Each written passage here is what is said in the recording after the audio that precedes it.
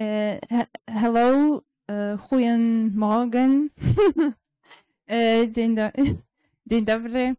I will already switch to English because, as we mentioned from the beginning, the event will be held in English. We have a great pleasure to have this this event on Dutch housing architecture and Dutch housing system. It was possible thanks to the financing from the Dutch embassy, and we will have Martin van Dijk, cultural attaché, introducing this project in a few words. I will just. Yeah, I will give the the microphone to Martin, and then I will maybe introduce the guests and a little bit the program of this event after his introduction. Thank you, Sofia. Good evening, dear guest, dear guest. Affordable housing is the beating heart of our society. But unfortunately, we are currently facing a crisis of affordable housing in cities all over Europe. In the Netherlands, about 1.2 million households are on a waiting list for a safe and secure affordable home. And about 150,000 children are stuck in unsuitable temporary accommodation. Housing shortage in Poland, with some estimates pointing to a shortfall of as many as 4 million units. A good living environment is crucial for our well-being and health, regardless of whether we spend all our savings on buying or renting it. From medieval buildings to the Dutch era and modern innovations, Dutch architecture has continuously evolved. Key styles and movements include Dutch Baroque, Dutch Classicism, the Amsterdam School, the style, and modern trends that embraces, for instance, open spaces and the use of natural light. Housing challenges of the 21st century request a 21st century approach. The fundamental structures of living spaces are changing as we're entering a new era thanks to the combination of cutting-edge materials, clever technology, and sustainable design principles, as well as a changing democratic society. In the Netherlands, housing is a fundamental right. The Dutch Ministry of Housing and Spatial Planning works with architects, investors, and housing corporations with different levels of success on an adequate supply of housing in places that are pleasant to live and good use of our country's limited space. Together we have to work to develop adequate, affordable homes and to make existing homes, offices and other buildings more sustainable. Dear guest, one of our speakers today is Mr. Arie Lengkeek, the author of the book Operating Housing Cooperative, in which he describes how a housing cooperative can be a third way on the housing market in addition to renting or buying. And our second speaker will be Mr. Walter van Dijk from NL Architects based in Amsterdam. The office is on a constant hunt to find alternatives for the way we live and work. I wish you all a very inspiring evening, and I would like to thank Magazine Zoet for inviting our guests from the Netherlands and cooperate with the embassy. But more importantly, I want to thank each and every one of you for the work that you do or will do in the sector. It's incredibly important work. Thank you very much.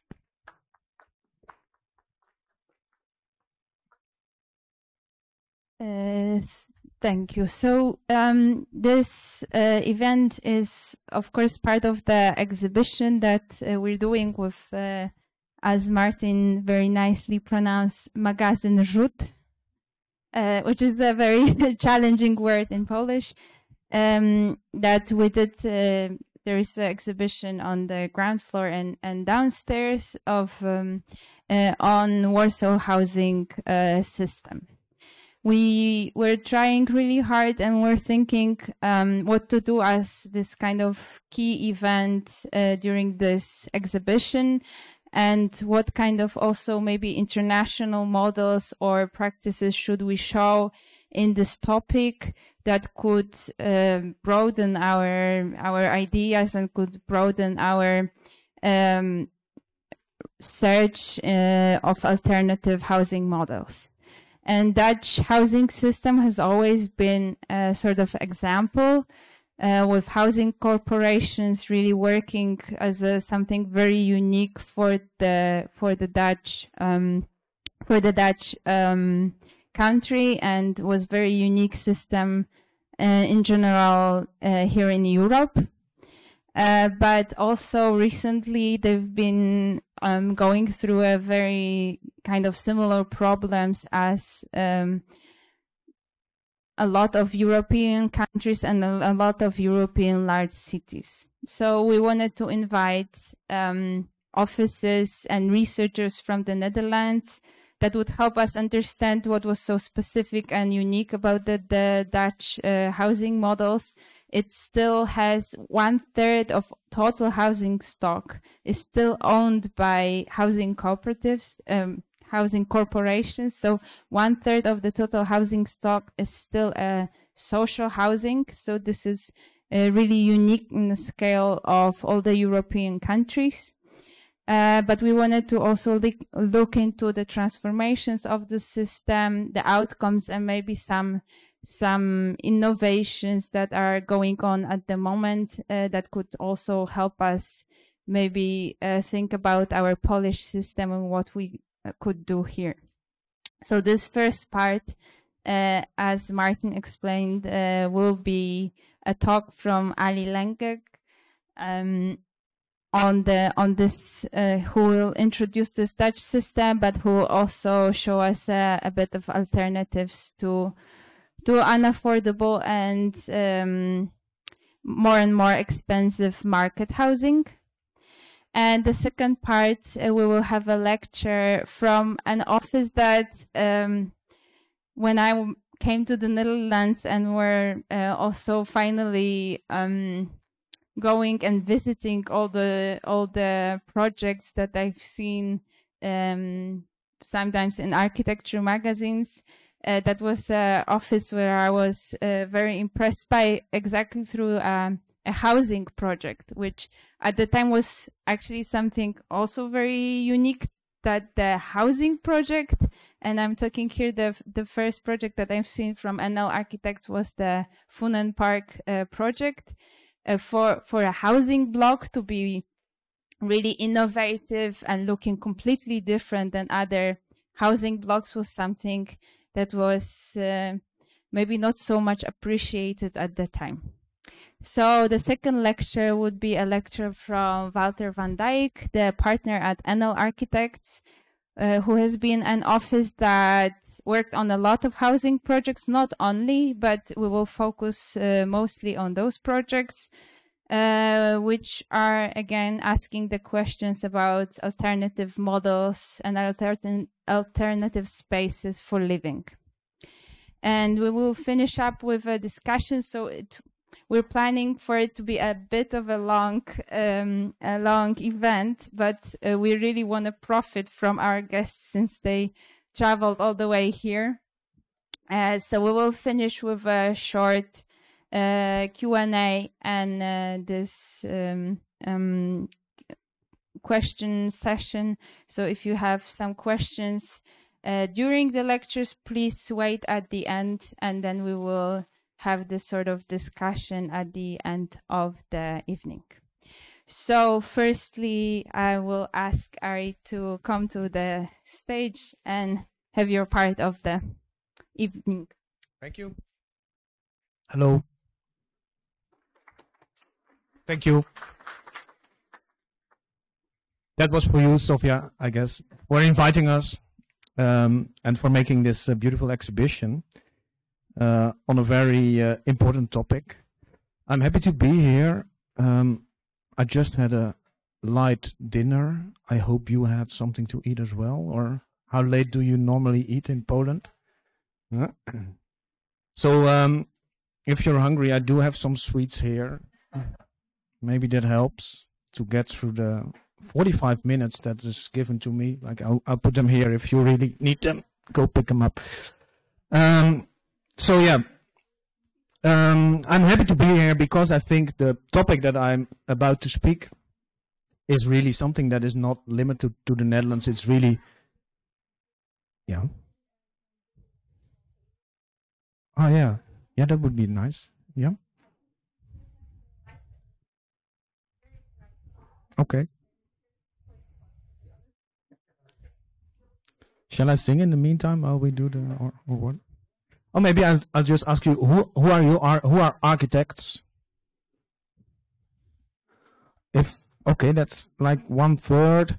Who are like policy advisors or people working at the government here?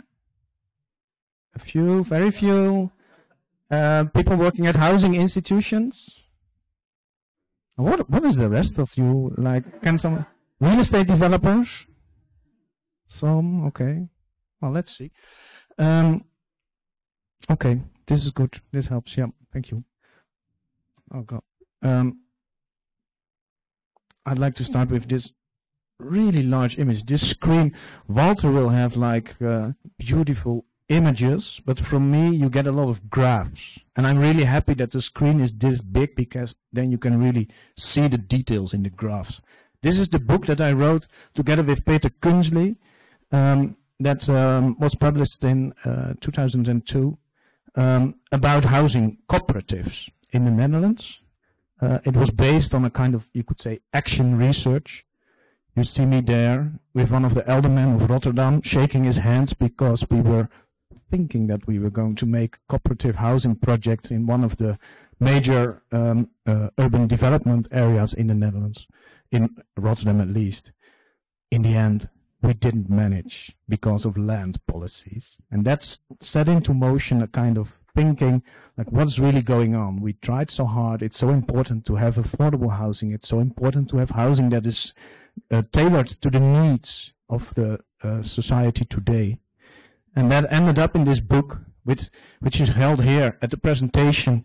It was still a little bit in COVID time by Hugo de Jonge, who was then the minister of the Department of Housing, and he really was someone who was advocating what we call volkshuisvesting. So it's social housing, but I like the word volkshuisvesting because it has this volks, you know, it's for the people, housing for everyone. And here you see me dressed up like an activist because I'm also sometimes an activist because you need to be, but I'm also, I must admit, I'm also a real estate developer now. So if you can make up, I could take up 4 hands if someone asked like who is an architect, who is a, well, I'm all 4 of them. But enough about that, but then you have a little bit of the background from which I want to speak, because I would like you to really take at heart one lesson, and that's the lesson why are cooperatives a key if we want to work on a housing market that is about affordability, that's about democratic self-control, and that's about shared ownership. And what you see here is a group portrait, which I really love. Group portraits for several reasons, but this one is very dear to me.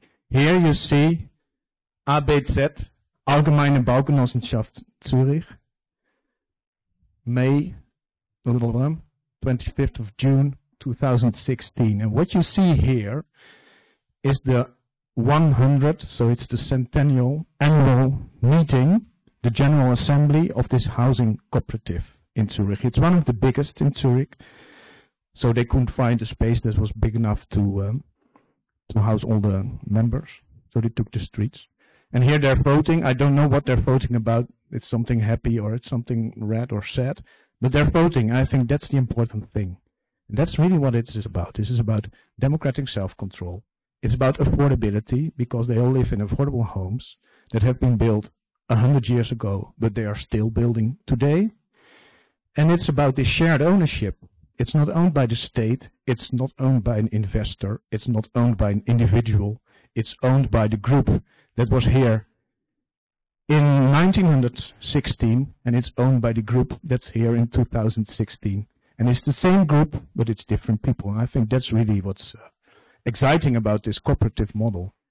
We had it also in the Netherlands. Here, 1896, you see in Amsterdam, one of the cooperatives that was there, laying the first stone or something like a first stone in houses that are still there today.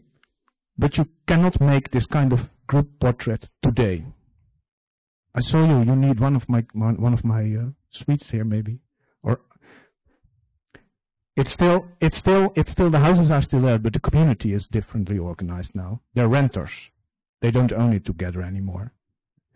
What happens instead is this. You see this? People go out on the street because of the housing corporations are selling out the apartments that are in the higher priced neighborhoods to get money to reinvest in new social housing, which is a good thing and a sad thing at the same time. Because this results in a kind of segmentation through the city in which the mixed nature of the city, in which affordable houses are not only at the fringe of the city, but also in the heart of the city in very popular neighborhoods, well, that amount is diminishing. And here you see, I'm not for sale. It's an action group that calls themselves Not For Sale.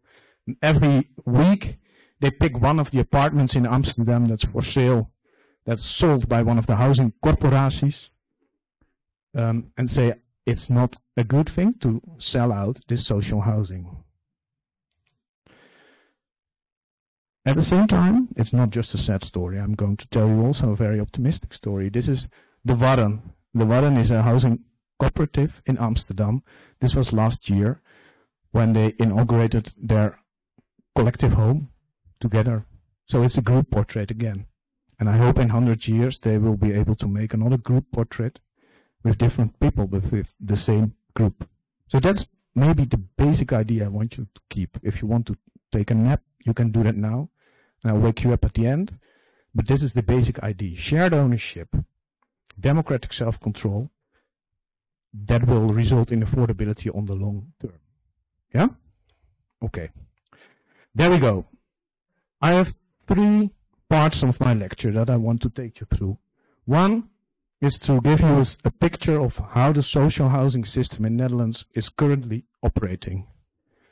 How it works, what its results are, and also what are the recent changes that have taken place, which turned this, to be honest, this social housing system in the Netherlands from something that was admired from all over Europe into something that is pitied all over Europe. So I'm here representing the Dutch housing system, but maybe it's better to just represent Dutch tulips. So I dressed up like a tulip here. But our housing system still has elements which are very good and very happy to show you about. Then we go maybe even sadder to what happens on the housing market. If you talk about affordability, if you talk about accessibility of the housing market, then to maybe sad things, and then we go to something more optimistic, the cooperative housing sector in the Netherlands, and how it specifically works also in the Netherlands. Well, the first thing I want to talk about is this, what I call the marginalization of social housing. And now I'm going to show you some of the architecture, which is also cherished very deeply. This is Volkshuisvesting, you know, this is social housing originally. So it's built with architecture, with pride. It has a character, the dageraad. It's the rise of the new day. It's called, that's how this complex is called, but the corporation behind this is called that way. And as I said, the dageraad, these kind of cooperatives, they are no longer here under us today. And what happened? If you go, and this is my first graph, I can walk along it, 1890, for the newly instituted organizations with the aim of providing social housing, 100% were cooperative. So democratic self-control, etc. Yeah. At a certain point in time here, it was again 100, and then you saw this until 1920, and we can go outside to see the rest of the graph, it didn't improve after that. What happened? Somebody has a clue? Like somewhere here. In 1901, one of the major pillars of what we call the welfare state was instituted, which was the housing law, the woningwet. And this law had a preference for foundations or organizations which were not democratically self-controlled. So then this idea of cooperative self-control was kind of thought of, if we give the residents self-control, there might be a point in time in which they decide to cash out, to sell the houses and have the money for themselves, and have this individual benefit of what the collective investment was about. If you see what happens now with these housing corporaties, so cooperative corporatie, you get the difference? More or less, yeah. Corporaties. If you see what happens in the amount of, there's two graphs going here through each other, the number of housing corporaties, which was increasing, and the number of the dwellings that they have, sorry, they're decreasing. This is the graph of the number of dwellings. So what you see is that this organization are scaling up dramatically. In Rotterdam, you have 5 housing corporations. Originally, there were like 20. At the same time, you could see in the 4 big cities in the Netherlands, you could see a decreasing share of social housing in production. So here's like the graphs are from 2012 to 2020. The black line is what is built by the corporaties. The rest is the total amount what is built. You could see that it's decreasing.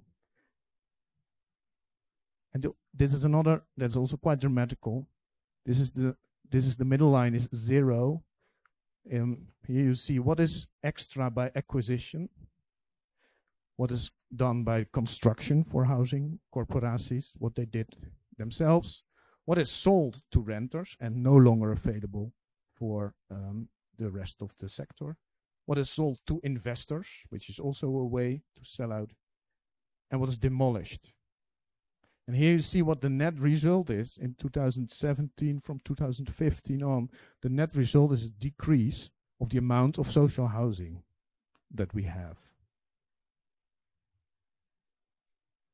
And then, who lives in this social housing? If you look at that also, you could see like in 1981, you will see every time 4 bars. The left one is the 25% of the lowest income, 25% of middle lowest, middle highest, and the 25% highest income.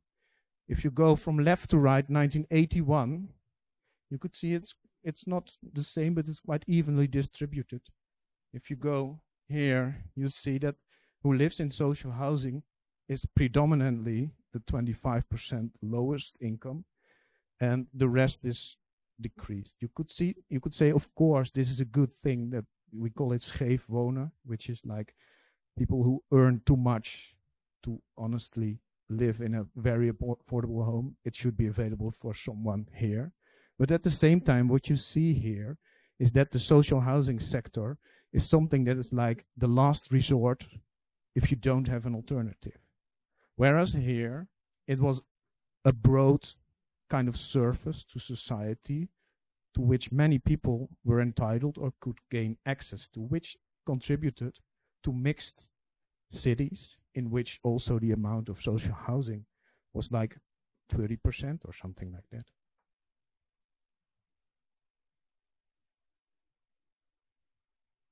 And now since 2015, we had this kind of broad, you could see if I go back quickly, in 2015, a dramatical this thing changed because in 2015 a new housing law was installed, and this new housing law diminished the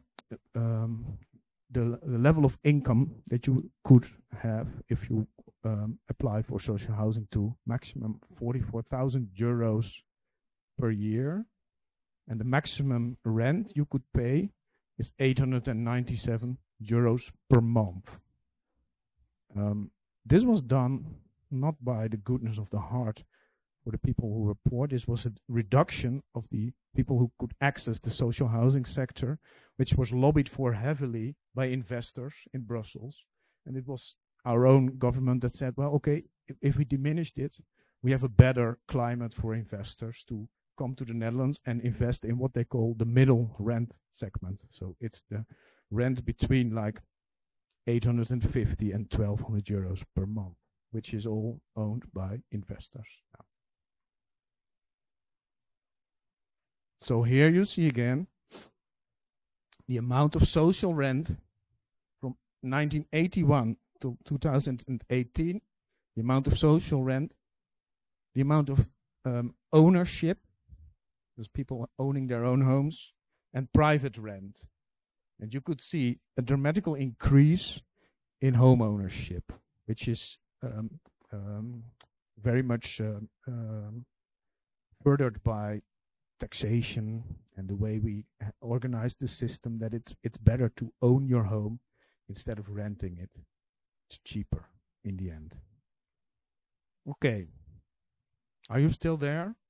Are you crying in your heart? I hope a little bit.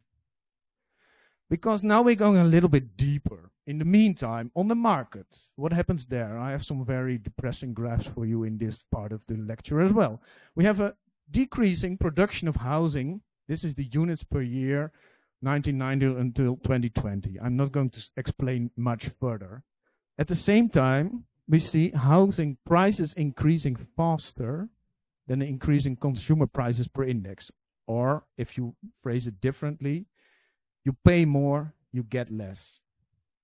You keep less at the end of the month. And here, if you have a household of one, what is the mortgage you could apply for? This is the lower graph. If you have two people providing income, what could you afford? And then you see here, this is the line with the red dots.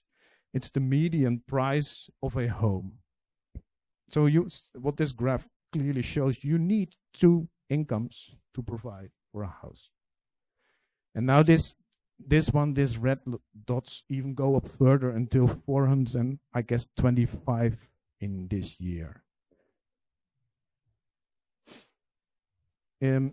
Which is the national picture. If you go to cities, you see this increase even faster. Yeah. Also in the rental sector, the prices per square meter go up in 2010 from like 12 to 16. In 2019 from 16. This line is Amsterdam to 23 euros per square meter. Well, I guess you know why investors are happy.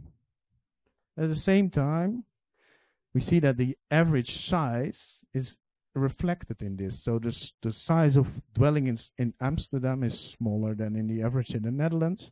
And you see here the other cities as well. And the trend is decreasing. Smaller units for more. But, yeah, again here, the volume, invested volume in the Dutch housing market by institutional investors, so pension funds, etc. I'm not saying they're the bad guys, but it's maybe if they're international investors, they have different aims with their investments than more local and national investors. What you see here is that the amount has almost, like if you look here, has doubled at least between 1990 and 2017, the amount of money that flew into the Dutch housing market. And if you continue this line, some of the graphs should go further. You could see this has risen up even more because since 2015, this investment was really invited also by the government. And here you see literally foreign investors, Dutch private investors, Dutch pension funds, etc., institutional investors. You could really see what happens since 2016-15, the amount of international money flowing into the Dutch housing system. And then this one, where you see several lines. If you are a single parent with a child under 12, is here. If you have a single person household like 65, more if you are a couple with a kid older than 12, this is the line. And here you could see what's beyond, what you could see beyond. It's like how many people still have money left when they have paid for their housing. And you could see it really decreasing dramatically, and even very dramatical for some groups. In Amsterdam, this is not the picture for the Netherlands, but for Amsterdam. Yeah? So it's not at all surprising that since 1980, for the first time, people went out on the street to claim the right for affordable housing. This was like 2 years ago. This is the first time since, well, almost 40 years that this was the reason that people went out on the streets. And it's also not surprising why it's very enraging that this selling out of the social housing sector for like €500,000 for an apartment that was a former social housing unit is something that's driving some people mad. Okay. I hope you keep up with this. This is like the bigger picture. It gives like how the working on the housing market is. Like what are the institutions? What are the systems and how do they interact with each other? And what I want to show you now is how this cooperative model, which Martin also introduced, like it's a third way. It's between renting and owning a house. It's very much about tailoring housing to the needs of a specific group instead of building something that has the average for everyone. And it's really also about how can we create something that's affordable also on the long term. And I want to take you along like this happy picture. After all these graphs, maybe we should look at this for some time. And then we go on. Shared ownership, democratic self-control, and affordability. Where do you see it happening? I have like 4 kind of directions in which we can look. The first one is the management cooperatives. Yeah. There's one left.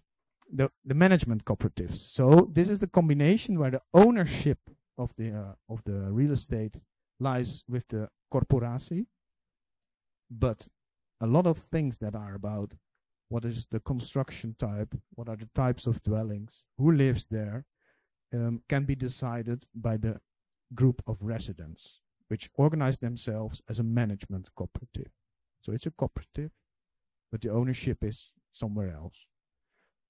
The second thing I want to show you is that we tried, as you saw in one of the first pictures in Rotterdam, to start these housing cooperatives. In Amsterdam, some are already built. I want to show you as a kind of short story what the difference between these 2 cities is and what it yields to.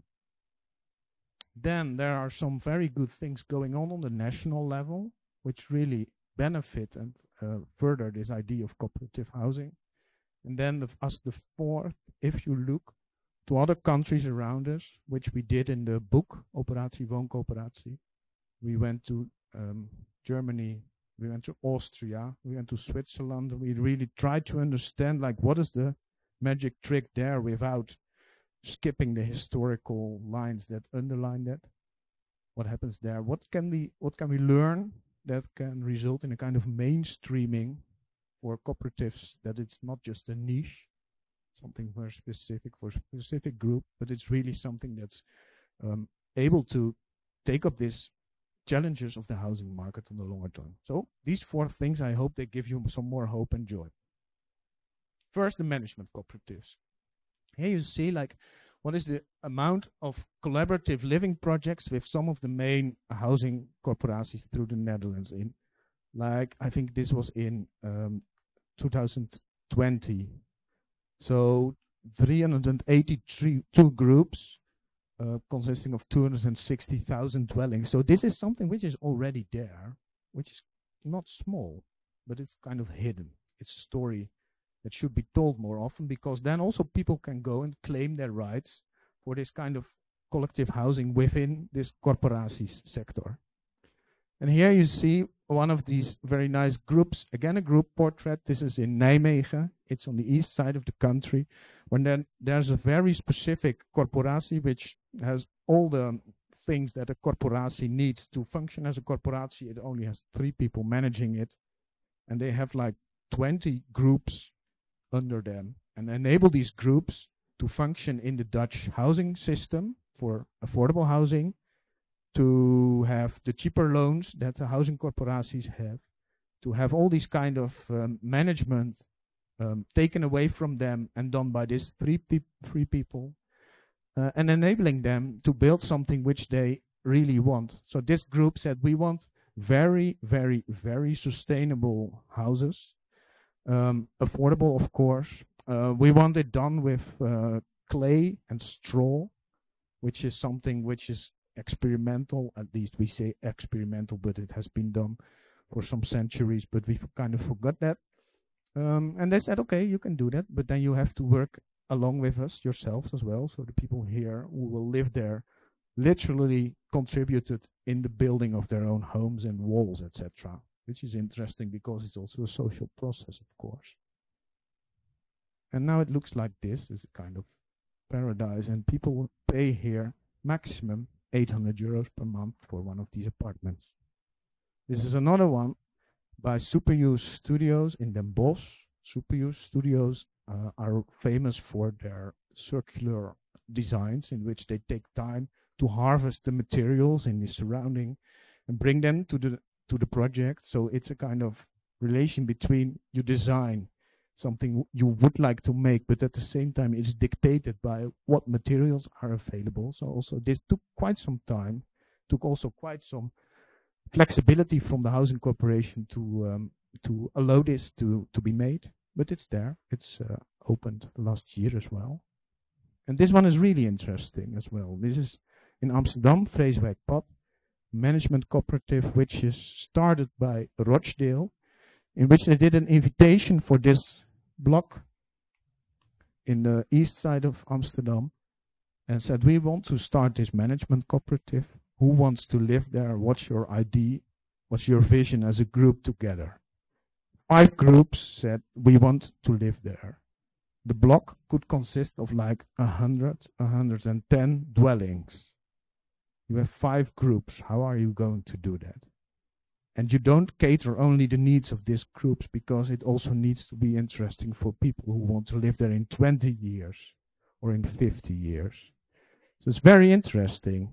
They said, we're going to make the average dwelling size 55 square meters. This was something that was given from the housing corporatie because they had their Excel files and needed to comply with the investment. And well, this is what the main thing said. Maximum 70 square meters, minimal 35 square meters. But this includes the shared spaces. So this 55 is 3 times 55. Which means that the apartments can be smaller. But at the same time, your apartment is smaller, but you have access to facilities that otherwise would not exist. So you have this design process in which they start with one group. You see people presenting, then people presenting to themselves, groups, etc. And then the amount of investment in time that is needed from the group decreases, and there will be a very normal process in which the design is done and the construction is made.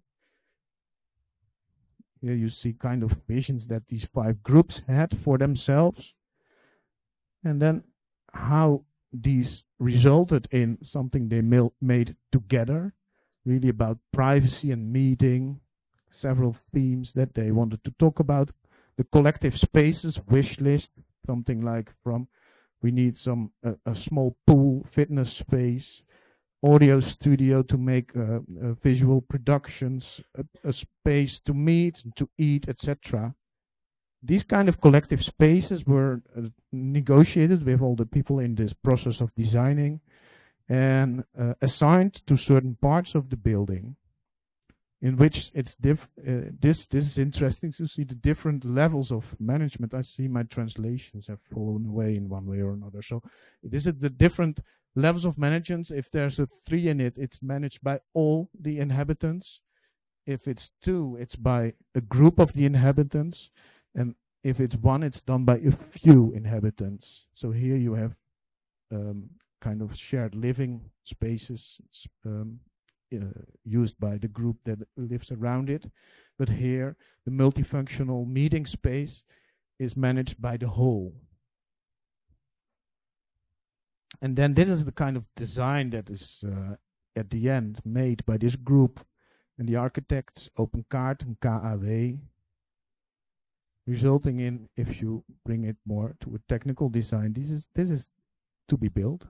And I think it's very interesting to see this is social housing that has the same kind of character and quality as the thing that we saw from like 100 years ago.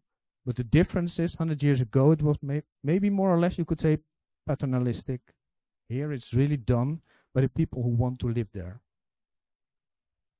who also take part in things that are almost, you know, architects' things like what are the quality of the bricks that we are going to use, how are we going to design the entrances, what to do with the artwork that will be included in the building. So this is interesting, but it's limited. It's also only limited to people who have this income of maximum 44,000 euros. And also this maximum rent also limits in one way or another. It's just a very small segment that can benefit from this way of producing housing. I'm not saying it's unfair, but I think it should be better if a broader group can produce this housing together. So that's the first thing. The second thing I want to talk about is a tale of two cities, Amsterdam and Rotterdam. We always have this derby, 010 versus 020. The telephone, the first dials of the telephone, 010 is Rotterdam, 020 is Amsterdam. Well, here we have them. In 2020, both started with a policy to foster housing cooperatives. But there were quite huge differences between those two policies. This is Amsterdam, said 13 locations between 2020 and 2024, 7,000 units until 2030. In 2045, 10% of the housing stock that is made should be in cooperative tenure. The land, Amsterdam does this land lease models, land lease contracts, so it's not selling out the land, which enables them to provide this land with conditions. A local fund to start your cooperative, 50 million, there's 20 million extra now. You can apply for subsidies from this fund, which go back once your finance is organized and you have your permit to build. Rotterdam said, we want to stimulate cooperative forms of housing. We start with some pilot projects and have locations to explore how. And you saw me on one of those locations. You have a budget for 600,000 per year for experts, communications, the process of the city planning department. So it's more or less internal costs, you could say. And they said we have 5 former schools, or not mainly schools, that they want to sell out, but preferably to cooperatives. Okay, what's the result? This is Amsterdam. I already showed this one. This was last year. I think this year there will be 2 more of these housing cooperatives that will be inhabited in Amsterdam, and they're rolling and rolling on. So they're getting their target. One of the next one is the Nieuwe Meent, which you see here, which is this combination of apartments with large share space, very small apartments, commercial units, or maybe not commercial in the sense that it's commercial, but it's more like public functions. The communal spaces in yellow, and here we have housing for families as part of that group as well. They had some trouble in finding the finance for it, but they managed. In Amsterdam, in Rotterdam, well, we lobbied with the politicians, and Here you see one of these schools that was put on the market, but the conditions were very hard for a cooperative, because if you don't sell after a certain time, the value of the real estate that is calculated by the municipality is much higher than if you don't sell it. So in Rotterdam, at the end, none of these cooperatives started, which is a sad thing, because I'd rather not lose from Amsterdam. They have 2, we have 0. Don't be laughing, Dan. Don't be laughing. Okay. Third, the national things that are happening. Money talks. Do I have still time, Sofia? Yeah. If you, okay. Money talks. Because here you see this nice Minister of Housing, Hugo de Jonge, with the book, and he said social housing is about creating communities. And this is something he really, also in his policies about the social housing sector, embodied. But as we say in Dutch, paper is patient. We need actions, not words. So there was a moment in the Tweede Kamer, the Dutch Parliament, when they had a hearing. This not actually happened, but it's kind of a way you could imagine it would have happened. But in that hearing, a lot of people from the parliament said, yes, we really think it's important to support this budding, emerging cooperative initiatives. So they asked the minister to find money, 40 million euros, to start a national fund to enable cooperatives to start up their ideas, to start up their design processes, and to help them also with acquiring the land. Well, here you could see, just to imagine what it means, investment and financial sources for the new main project.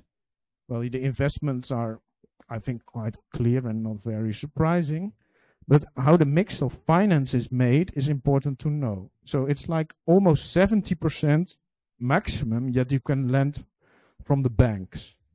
They're not inclined to lend you more. So it's not like if you have a mortgage, it's 100%, and there were even times that you could lend like 110%. But for cooperatives, it's like 70% at maximum. So you need to bridge like 30%. A lot of people, if you go to Germany and if you go to Switzerland, people invest themselves. So they buy shares in the cooperatives, which almost might run up to like from 4 to 12%. But if you don't have the savings for that, you should find another way. So in the Netherlands, a lot of these finance is found by crowdfunding. So friends, families, fathers, mothers are asked to put money in it and to help it start. And other loans and subsidies are mostly for, interestingly enough, subsidies for sustainable building. So that's how they make up their financial mix. But it would be very, very, very, very beneficial if the government could step up in at least a part of this. Yeah?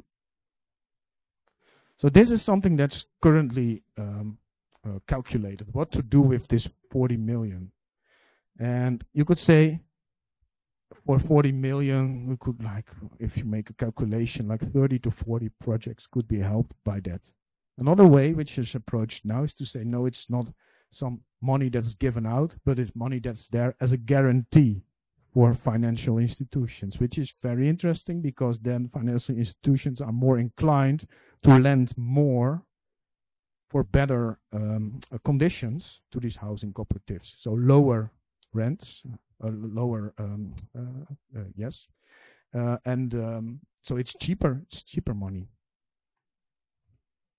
So this is something which really might change the system because it helps these local initiatives to start and it's beneficial from this national perspective. Now I go to the end of my lecture. Mainstreaming, what's needed for that?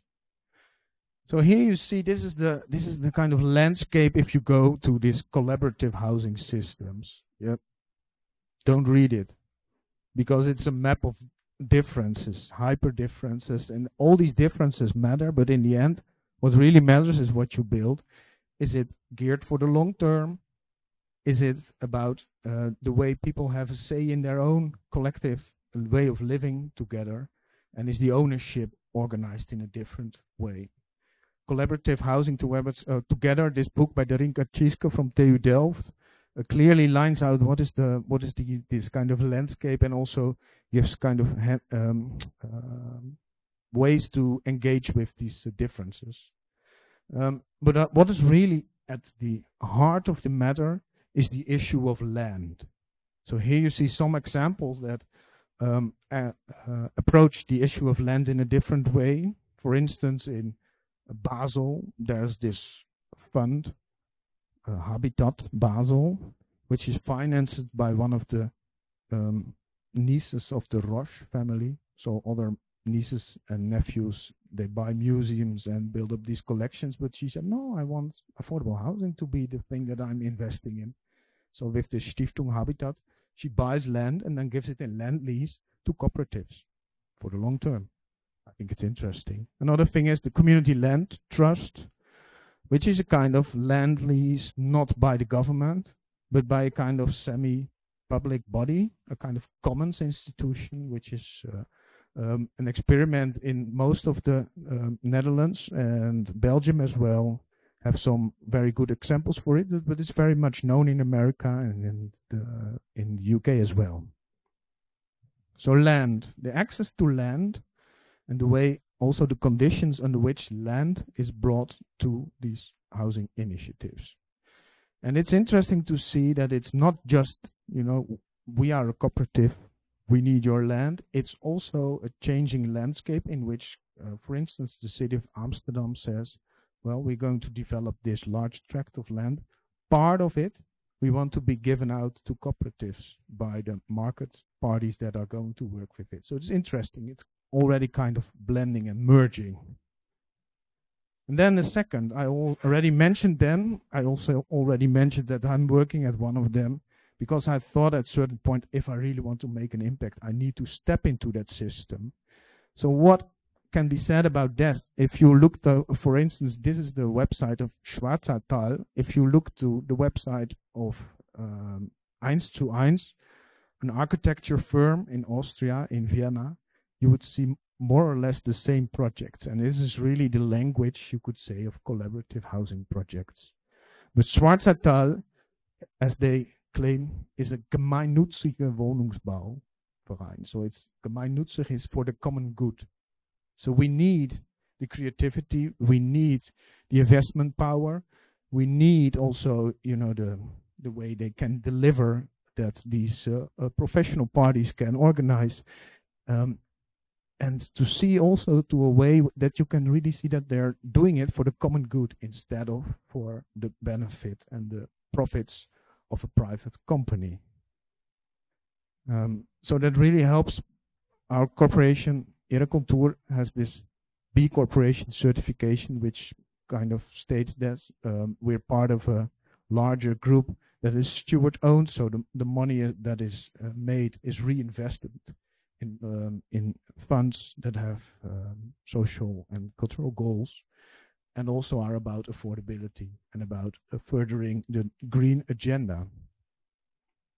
So we need the pros. It should be good that this cooperative sector is not limited to people that say, we're going to train ourselves to be a developer and do it in like 7 years and then we live there and then we know it never going to do it again. That's not a sustainable model. We need something different. And I think this hybrid model in which the combination is made is very important for scaling it up. And then as the last part, I already mentioned, if we want the Dutch corporaties, the housing system that we have, if we wanted to embark on a new era in which this democratic self-control is much more part of their operation, in which also the way they are operating in systems in the city is not limited to the poor, those who need it, but much more to have part of the housing sector available and a part of the housing sector also taken out of the powers of the market and of foreign investors. This could really be something great if the income level that you are having to be eligible for social housing, for subsidized housing, is brought back to the original level where it was in 2012. which would be a large group that could benefit. And you saw my graphs in the beginning.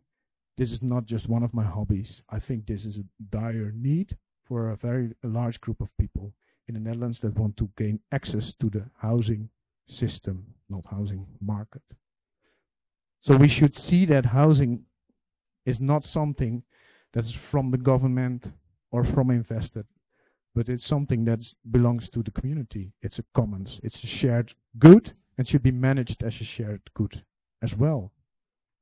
So I think that's it. Thank you.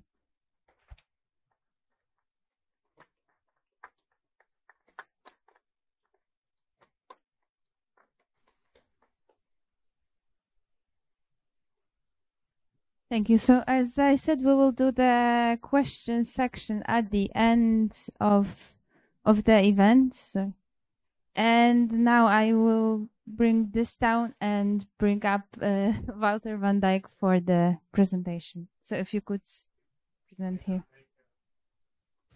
I'm an architect. I like to make spatial interventions. It's possible that we open the window a little bit because I feel, I don't know if it's me, but some oxygen would be nice. Just a little bit, not all the way. Thank you. Thank you, Arie. It's very interesting. Now something completely different. It is still about housing. I will also, some of the terms and things Arie mentioned, I will also indicate in my plans. Normally I talk about architecture, how we conceive it and what we do. But this time I emphasize a little bit more on also who's behind it, who initiated, and even a little bit about political context. And our architects, these are the three partners with their baby, an incubator.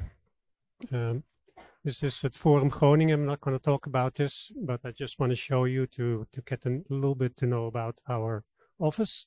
This is a very special building in the city of Groningen, where is a library and a cinema and a debate center and a restaurant, and completely new, completely public building. Everybody can go in for free and have a very good time.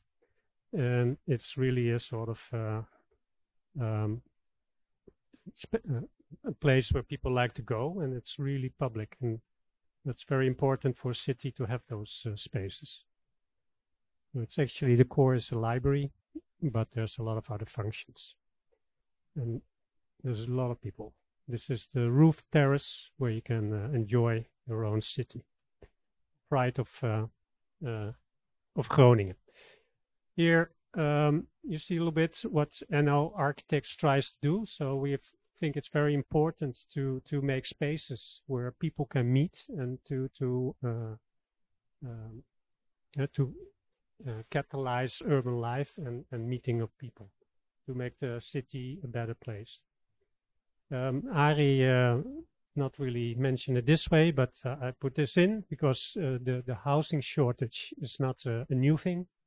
When we started our office, which was around 95, there was this big program those days initiated by the government to build 1 million houses in the next 15 years. It's called the FINEX. In those days, the oops, does not move. Yeah, there you go. So the government actually pointed out places where the new houses should be built. All of those locations are outside of existing cities. So the new areas did not have too many facilities. They were just built around existing town, so the center could stay the center. And that resulted in a lot of very monomatic, so monotonous housing areas where there was not too much to do, but a lot of, in a way, good quality houses. Also very big, large houses. They were like 120, 150 square meters. But the city life was sort of totally lacking. So when we started our office, so this is in general how that looks.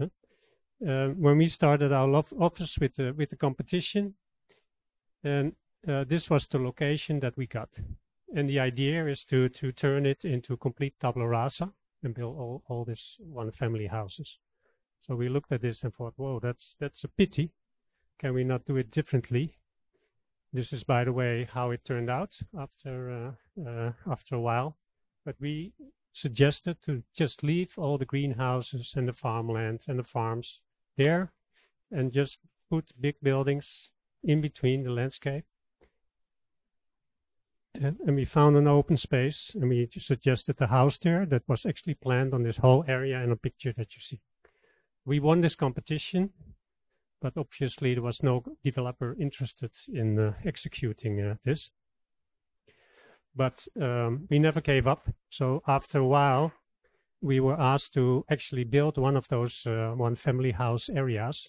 And we thought, okay, now we have a chance to do it, but do it in a different way. And we suggested that instead of what you saw on the picture, that you have this street where only you park your car and then you go into your house and you have your backyard, that we put the parking on the roof, and that create a tremendous amount of green space around it. So this is what you normally have. That is your street to play in. So it's basically space for cars, but the children can just play in between the cars. And we suggested the cars on the roof and have a lot of park and private gardens to have a very safe environment to live. Almost got built, but then the crisis came, so it did not happen. Here's some charts. Arie would love that, about how much space you save if you actually do that. And it's never done for all kind of more legal reasons, because who's going to be responsible for drying on your neighbor's roof? So that's making it complicated, but it would have been wonderful. And we were really dreaming that if our children, we did not have children in those days, would make a drawing of their new house. Instead of the traditional house, they would have this image of a house with a car on top. Didn't happen. So then we moved to the city, and actually most of our housing projects are inside city context. This is a social housing, and there's 133 units in Amsterdam, in a very popular neighborhood in the north of Amsterdam. And you see the two blocks right there. That is the original urban plan. And what is unique about Holland is that those housing companies that make the social housing, so there is the affordable rental, are literally in between all the expensive free market housing. So it's not separated by neighborhood, but they're always completely mixed. And I think that's in a way quite a good thing that is still left over somehow from our social housing history. So we make these two blocks in the middle. Of course, there's all kind of restraints because extremely dense urban plan. So there's a lot of houses on this small surface. That is very valuable land. This is the standard unit. It's quite small, so it's only 50 square meters, and has either one bedroom or open bedroom. It's just being a very simple structure to make it affordable. So we have this famous building method. It's called a tunnel. So we have a concrete tunnel, and we can build very fast and very cheap by using that. What we implemented was this very wide hallway where people can meet, as we know that we aspire to intensify human interaction. So we have this wide corridor where people can meet, and they have a nice light at the end of the hallway, with a nice staircase that they can choose however you feel that day to make this circular staircase or the normal staircase. So for social housing, at some point we got criticism that it looked a little bit too expensive. but that's exactly what we hope for. There's no difference between all our projects, whether it's commercial or social housing. We always put in the same design effort. And what was important is that in between those two blocks, there's a garden. And there was a lot of attention to make it a nice garden. Although it's on top of a parking garage, we have a very low amount of soil, so you cannot make big trees. So together with the green designer, we sort of design a tree that does not need any soil because it's like a climbing plant on cables. You can later see the result. This is how it's built when it's just finished. Here you see the cables, and here you see the cables after a couple of years. Right now, even the horizontal cables are completely grown over. It's like a jungle. Very wonderful and very nice living quality for this social housing. In the same area, we're at the moment building a new social housing block. It's by Almere. Was also in the story of it's a big one of the biggest housing companies. We call it corporation. It's very confusing with cooperation. So let's say housing company for social housing. We make the last block, so the whole area is now finished, and the last block on the corner is again assigned to us, which we're very happy about. Sometimes my thing does not move. And again, you see it's quite a rich plan. And what is special about this one, it's again small units. You should also understand that in Amsterdam, almost 50% of the people or the households consist of single people. So there's a big need also for smaller housing. But there's a whole systematic calculation behind the size of a house when it concerns social housing. So the block Q, as we call it, is under construction now. It's a ground floor with shops, a very big void, which is quite unique, especially for social housing. You see all the small units around a big core with a very nice staircase in the middle. Don't have pictures yet, unfortunately. Might not be so understandable for the non-architects around you. This is the material we choose. It's might be one of the last really completely concrete buildings that we make. we proposed to build it out of wood as the last building of this area to sort of claim the new era of building in wood. But the client didn't want it. He said this whole area is out of concrete, so the last block we make out of concrete, and then we start making it wooden buildings. Because that's going on right now in Holland, is that we more and more design wooden buildings also of this scale. And to make the story of the palette that Arie presented of ways how to finance affordable housing, to make it even bigger, we have an example here. It's quite a unique example.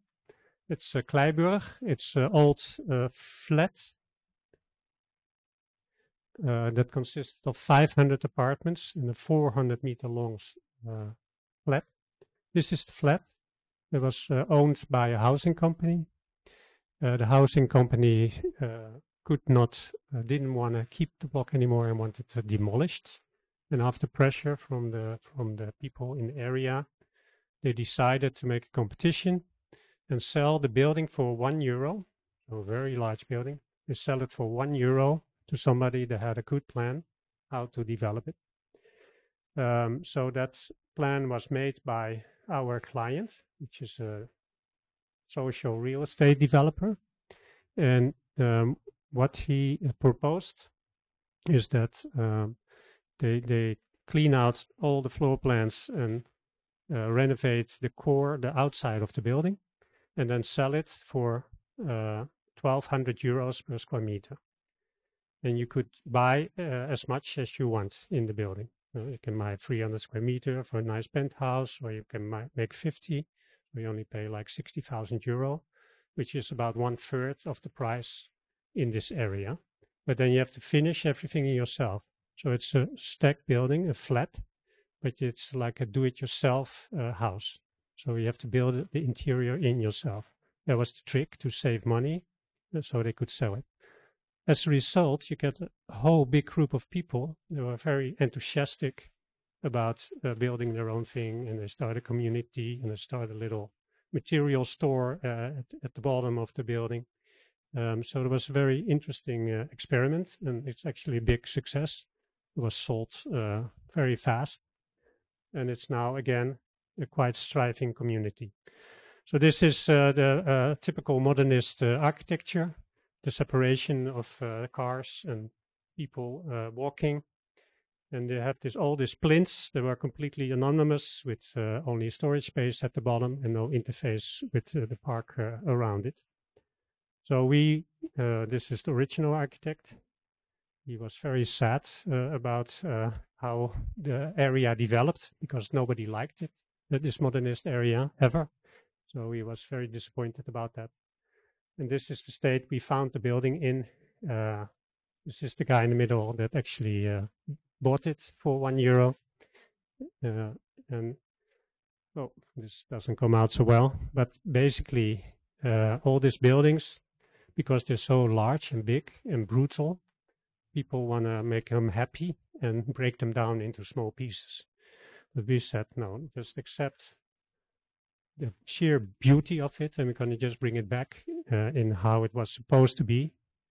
The concrete looks like natural stone, and if you just clean it all up, it actually is very good. And when you have good people and happy people that form a community inside this kind of buildings, they can function very well. Obviously, we had to do something about the storage spaces on the ground floor. So yeah, there's a lot of nasty things, and we make them double high. So this is how we make the whole interface with the park and the area around it, again, very vibrant. People living on the ground floor. Little shops.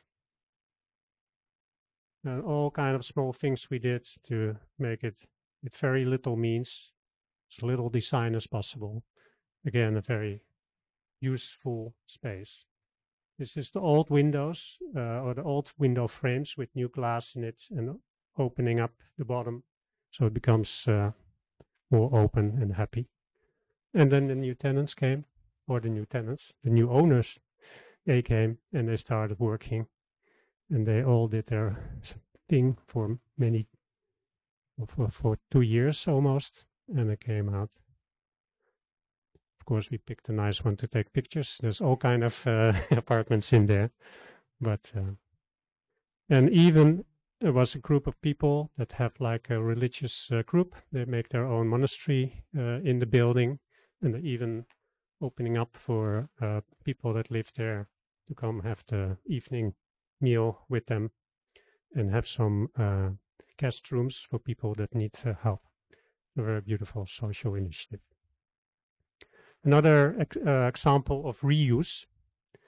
Funny enough, this is an old prison, juvenile prison, and it was sold for €1 to seems to be a thing to do. It was sold for €1 to a youth help organization in Amsterdam. First, they actually they take in young people that need help in this prison, which was very negative, because it used to be a prison, and then you take kids in to help them. But after a while, they decided to make it into a new complex and ask us to do a new plan. So this is the prison, and what we did is that we demolish all the quarters that are inside, which are like the yards where the prisoners could get some air, and make it into a bigger garden, and add a lot of units. So we built extra units in the middle, and the old part actually has a social function. And the special thing about it is that there's in total 300 units, and 50 of the units are given to juveniles, so kids that used to be in the care system because they have trouble at home. And now this is their first living place where they can be independent, and they're being supported by the community around them.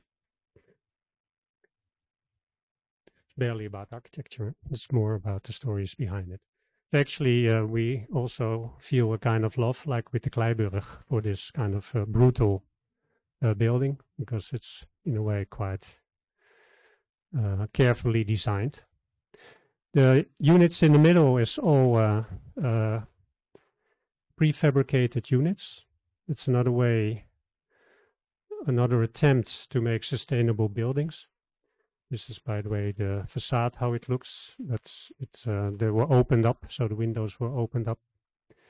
And there's, you see all these balconies because there's a lot of noise of cars around it. So to protect the units from noise, they have this sort of greenhouse to block the noise. And again, this is not just housing, but it's also has social facilities. So they have communal areas, and there's people walking around, monitoring if everybody is happy in the group. And every floor and every hallway has appointed somebody that lived there, but they also have extra task to sort of look after each other and report if there's any issues with one of the inhabitants. It's going to be opened officially next week. Here you see this fast construction by prefabbed units. They're built in the factory. It's Holland is, since there's this big shortage of housing, they try all kind of things to speed up building. And one of the things is to produce units in the factory and then just stack them up.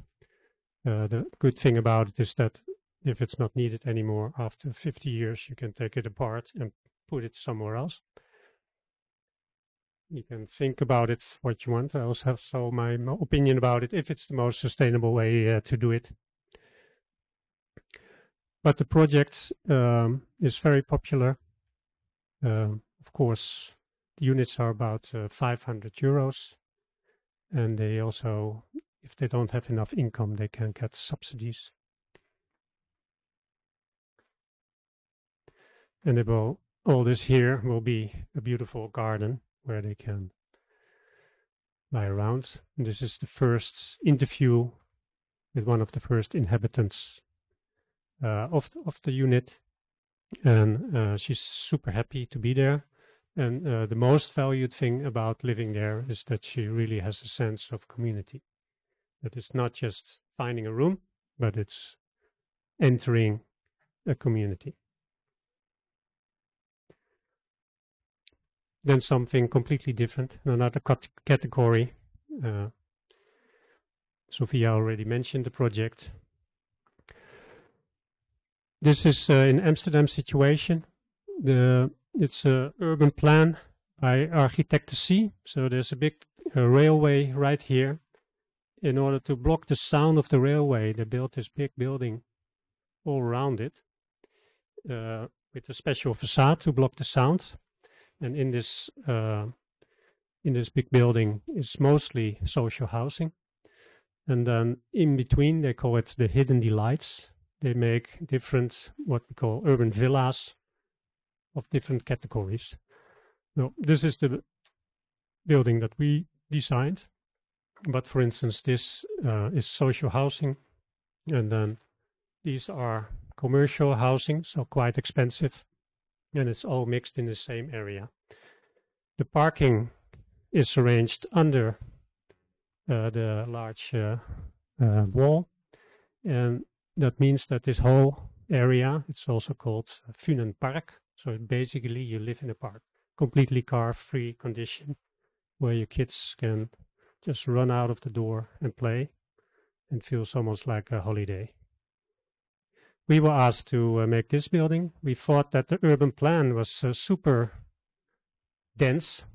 So what we decided to do is to have this volume, and where it's closest to the other building, we pushed it down, and like a waterbed, the other end came up when there was space that in the urban plan, and that's how we sort of mitigate the space that was available, and at the same time make a very iconic building. It consists of 10 one-family houses that all have a little terrace in the park, but they also have a private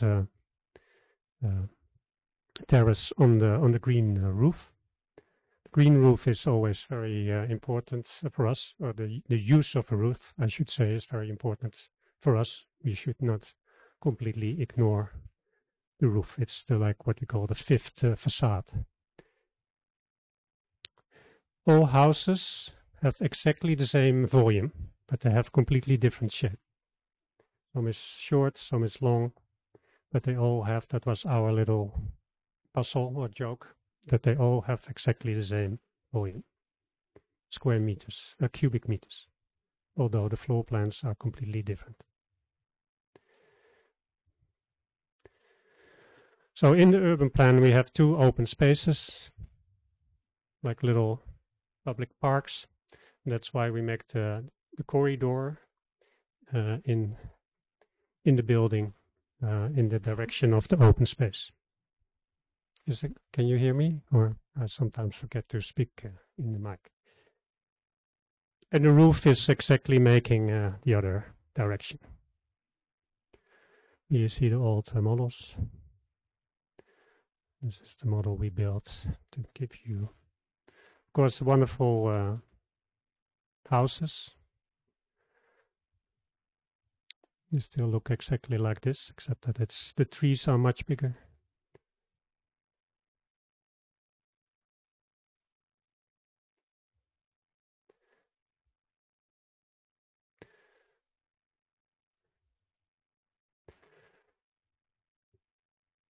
Every season the roof has a different color.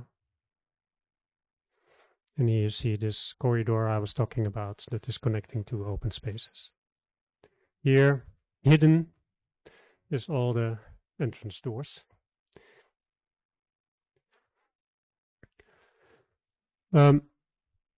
So what we think is important in architecture is that, first of all, that buildings become more nature inclusive. So nature, of course, is under pressure.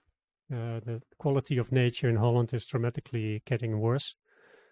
So what we try to do is to diminish, or of course you have a big impact when you build, a negative impact on nature and on the environment. But we try to give back a little bit. That's one thing, because the green that we add here does not solve any problem, but it does make the quality of the housing give a big extra. So this is in Amsterdam Southeast, Amsterdam South, close to what we call the Zuidas. And it's a very simple building, and what is unique for Amsterdam conditions in this area is that it is facing south with one way. So we just simply had to make a terraced house, which leads to lot of, and also go back. Sometimes I go too fast, sorry. So because of the terraced house, you have all these different kind of depths, which makes automatically different sizes in housing. You should understand that this was built in 2012, which was still in the period after the financial crisis. So the budget of this building was extremely low, and the selling price was also not so high.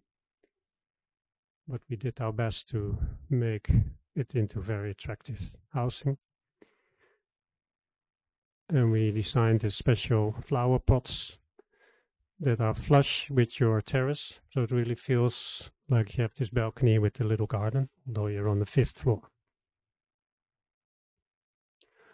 so all kind of technical details to make that work, so that this gets automatically water and food for the plants.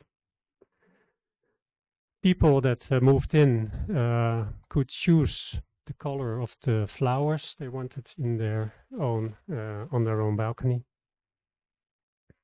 There was a base, and then they could pick the accent of the color.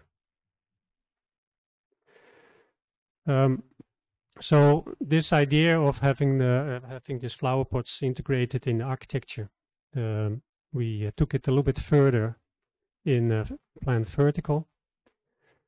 I have to explain something about the tender system in Holland, and especially in Amsterdam. So what the city of Amsterdam does is that they give out land to developers, but in order to get the land, the developer has to make a proposal. It's a competition. And the city has a lot of demands, so it should be sustainable, it should be a social project, there should be variety in housing. Every tender or every piece of land gets a sort of its own special features that are demanded by the city. And that's why the developers are challenged to really make sort of special high-end plans in order to win the tender and to be able to build this. And of course, in the end, they hope to make a profit from it. But sometimes the ambitions to win are so high that it becomes very difficult for the developers to actually make that profit. But then they just think it's good for their reputation to build something like this. So this is in the Sloterdijk area. Sloterdijk is the name of a train station. Here you see the train station. And that was actually the completely office area. It was called the Teleport. From the time that there was a lot of telecom companies, was a special area built, especially catered to that. And now the city wants to turn it into a mixed area with working and living. And in order to do that, the city themselves, so the city makes this urban plan, which is the ambition. And then the developers start to work with that. So we're talking about this tower and this complex. That's the one we designed. And together with the developer, and won the competition. And actually what we said is that this is the basic architecture that you find from the offices. It's like stainless steel, glass, and natural stone, all very corporate. And what we're going to do is we add another layer of more tactile materials that will make it more friendly, more inhabitable, and more green. So this is what you find there, grids and lines, and all very straight. And we suggested you have to loosen it all up and make another scale with a vibrant silhouette. But at the same time, it's a big building and very dense. So we gave every, well, let me first tell this story then.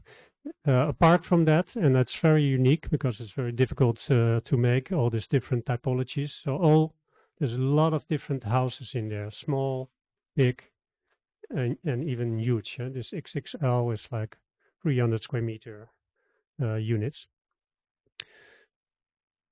But that was very important because this was the first big housing block in this area. So it had to be very special and attract a sort of pioneers that were willing to inhabit this sort of now strange area where actually nobody wants to live. So we also worked together with 4 other offices and with a green designer that was part of our team right from the beginning.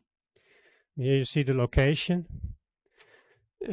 Here's a park, and it goes, this park, this what we call a green finger, goes from all the way from the seaside, the shore, is a very green finger with the park here into the city, which are very important for ecology, that actually a lot of animals can migrate through town. Here you see that this whole area is actually a sort of a cork in the system. It's stopping the ecological migration.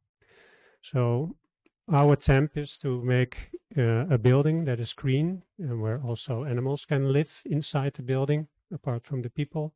That becomes like a little stepping stone to connect the green areas again and to restore ecological roots.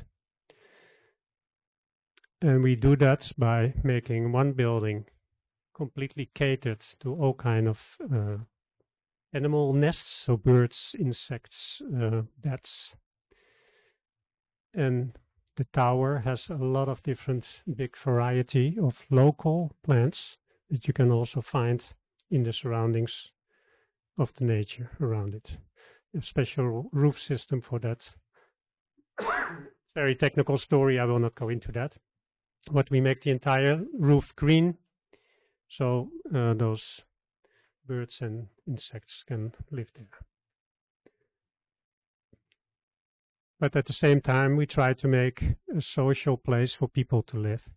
So this is the lower part, and you see that they have a communal garden with little houses on it. So although it's a very big project, we try to introduce a much smaller scale where people can feel comfortable. And there's really a housing atmosphere in this area of big office buildings. So this is all the birds and bats and butterflies. They're all built in the facade in a very nice way.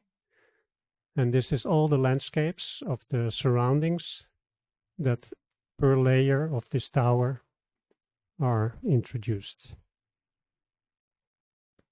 And on the 6th floor in this house, in the high rise, we have a communal floor where people have their communal kitchen,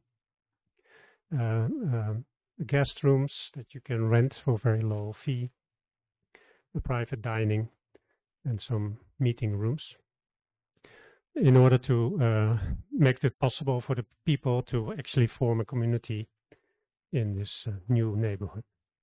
At the same time, it's commercial housing, so they're very nice and attractive places to live. You see the different flower pots. We design all kind of wires to make patterns with the plants.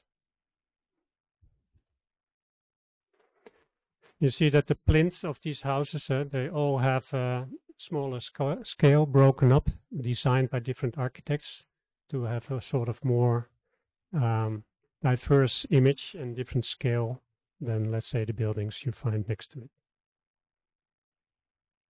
So this is now the end result.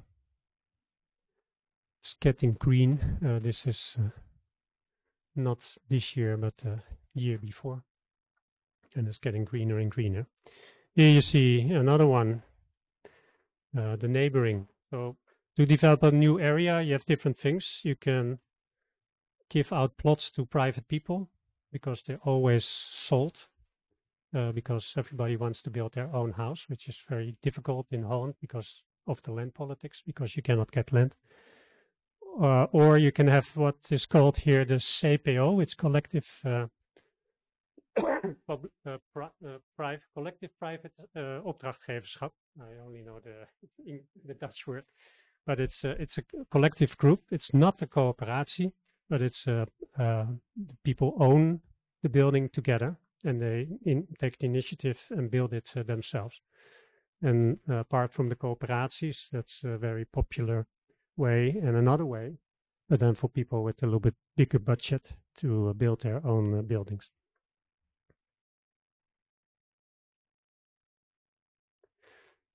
So there's a very intricate system. You also see here the wires, because the gardener has to climb outside the building to maintain the green.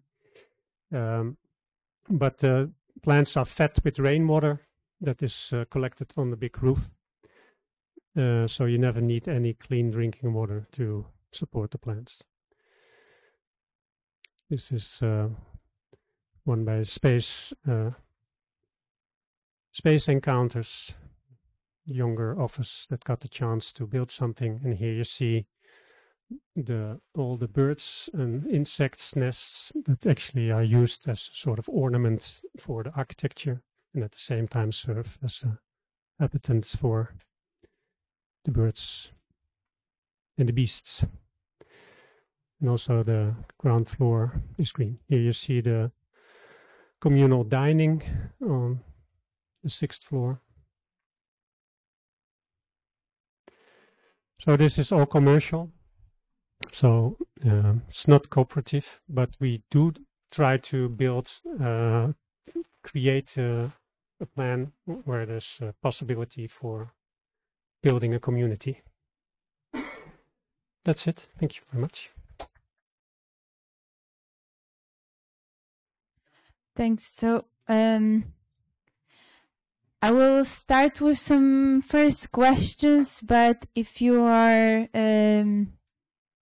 have some questions that you had in mind during the lectures, or you have something to add, or some questions for us to explain a little bit better the projects, then you're more than welcome to do so. I maybe wanted to do a short introduction also on what the housing corporation is. It's quite funny because during the economic transformation, so in the 90s in Poland, when we switched from the kind of state socialism to market economy, we had also introduced a new kind of housing models, which were sort of based on the housing corporations, which are called TBS-y, so also Towarzystwa Budownictwa Społecznego, like social housing investors. And for us, they're exactly what you had back then, so the housing for middle incomes as well. And it's interesting that for us, those corporations are still operating in that way, while in the Netherlands, they're actually reduced and only offering the housing to lowest levels. It's interesting for you and it's sorry for us. But it also shows that really Dutch housing was a model for many other countries. And for this type of mixed income housing, and it's only later that it was kind of reduced and changed. So maybe I wanted to start with that, with this type of diversity in housing. So how do you see the best ways to introduce it also during our exhibition and the research prepared for the exhibition? We analyzed the market housing that is being built in Poland, and it's very repetitive. So it's not only the question of the affordability, but we see that the market housing that is being built, it looks exactly the same. It's usually very small units, 2, maximum 3 rooms. So it would be 1 bedroom or 2 bedrooms and a sort of living space. And so for me, it was interesting not only to see the housing that NL architects are doing for those social investors, but also how this diversity is kind of required. Spatial diversity is also required by the public government to actually being introduced in those models. So a little bit long introduction to this topic of diversity, but again, firstly, probably I will ask you, Arie, for this type of how is the best way to achieve the diversity and the social mix through those kind of models that you described? And then I would like to also ask Walter for this idea of whether this can be achieved also in market housing. Okay. Well, then you have the hardest part. What's really interesting, if you are, how many architects are still left in the room? A lot. Okay, you keep up. Yeah, so they're increasing in. I'm an urban planner. Okay, that's very good. Because let me start differently. When we were in Rotterdam talking about this cooperative model, a lot of architects were really interested, because if you go to Zurich, if you go to Geneva, prize-winning, and not only prize-winning, but also published architecture is mostly architecture that has this funny typologies and this kind of solutions which are not middle of the road and average. And it's really important to understand that this is not like the idea of someone who said, now I want something completely different, but it's really the spatial expression of a social organization. So this model of cooperative housing really enables this diversity of floor plans and diversity of living together.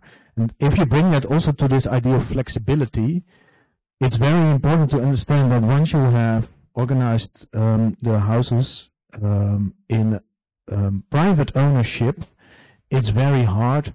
For instance, in the Kleiburg flat, I'm curious to learn from you, but if everybody has its own house in its own ownership there, it's very hard to be flexible after that, because then you will have to use space from your neighbor, and as everybody knows, that's not easy to do. But if it's collectively owned, if it's in shared ownership, it's a totally different issue. And then it's very interesting to see that, for instance, in Munich, there is this beautiful project by Cooperative Großstadt.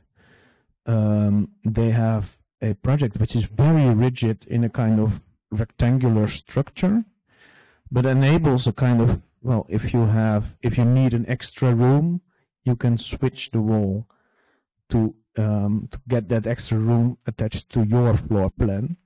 And this is decided annually. Who needs extra space? Who can then move maybe better to an apartment that has this extra space? If it's not available, let's design together how we want to live here for the next year.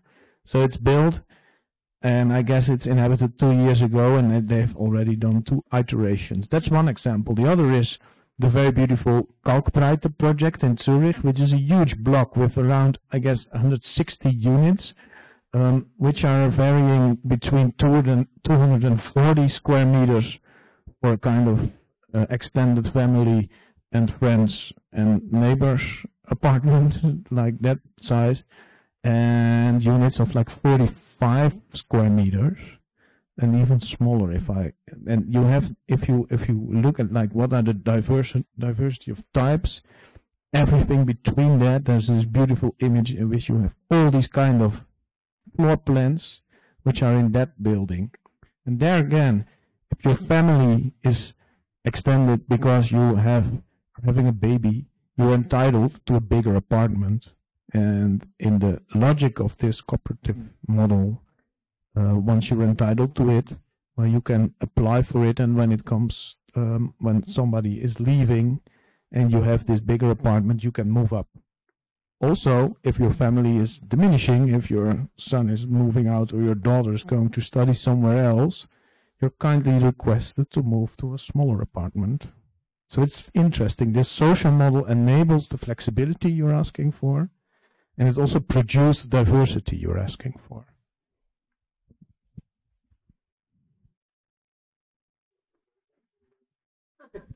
Whether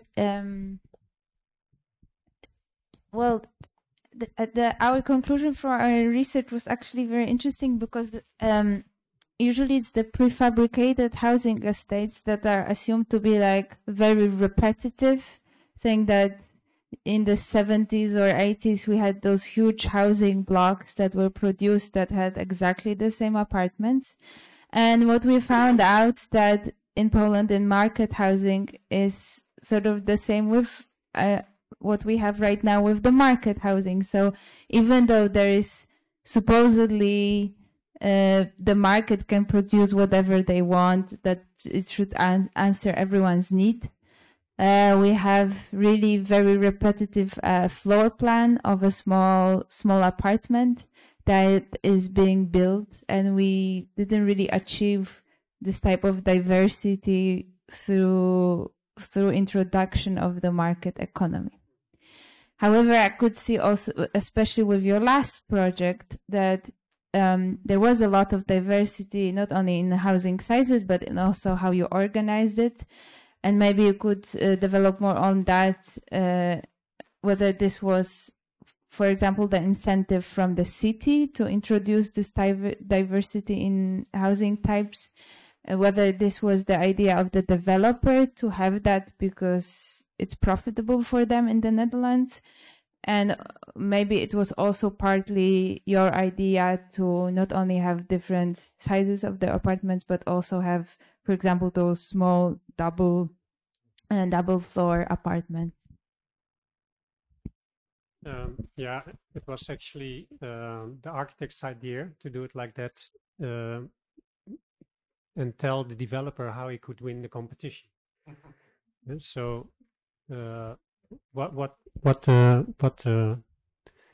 the city wanted is that the first group of people that move there is not because there's small affordable units, but that there's people that go there that have families that are connected to their surroundings, that use the area around it because the kids play outside, that use the cafes and the school and all those facilities.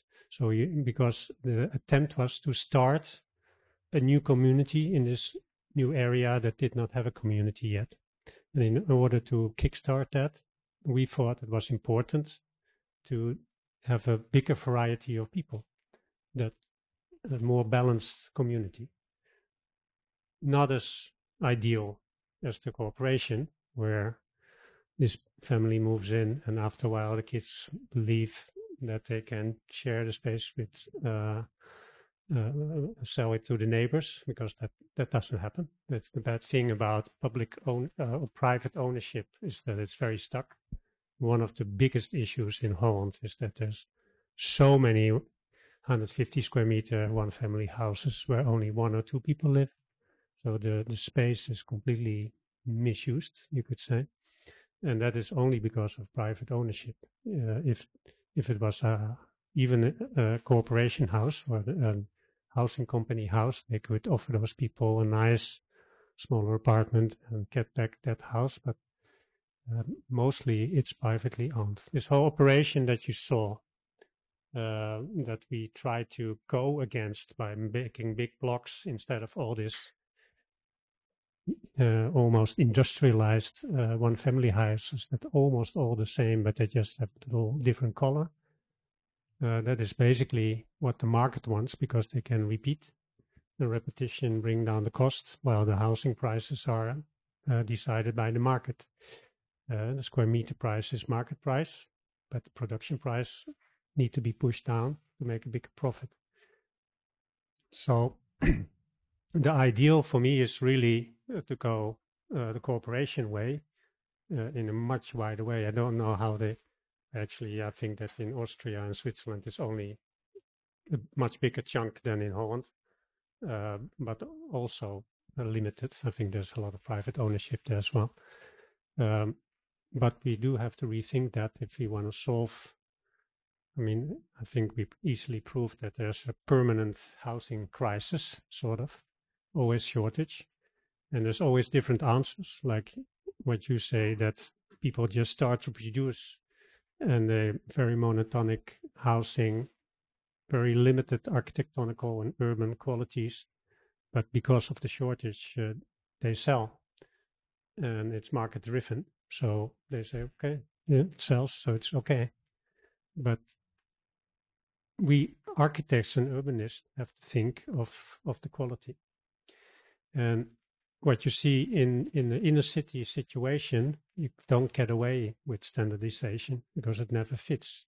So that's the good thing about building in all kind of strange locations in the city, that there's always a need for specific solutions, and that is always nicer higher quality architecture than when you start to mass produce on the tabula rasa outside. Yeah. One moment, we're also recording, so it would be nice to hear your question, but I can come with the microphone.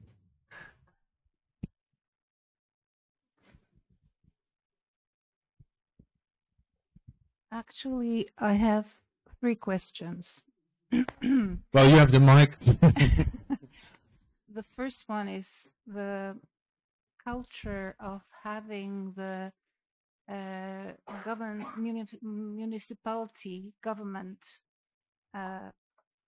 make a competition for the developers and the choice of the building based on how good it is for the community, how attractive it is, and not on the price, not on diminishing the price, is something great.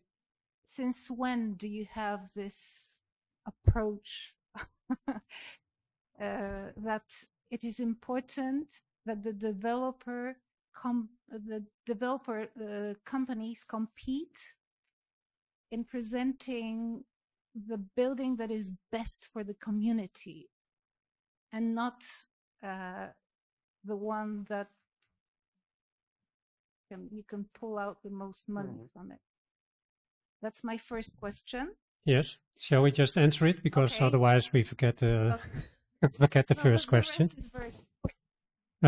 Yeah, it's a system that especially works for Amsterdam, because Amsterdam has a land lease system.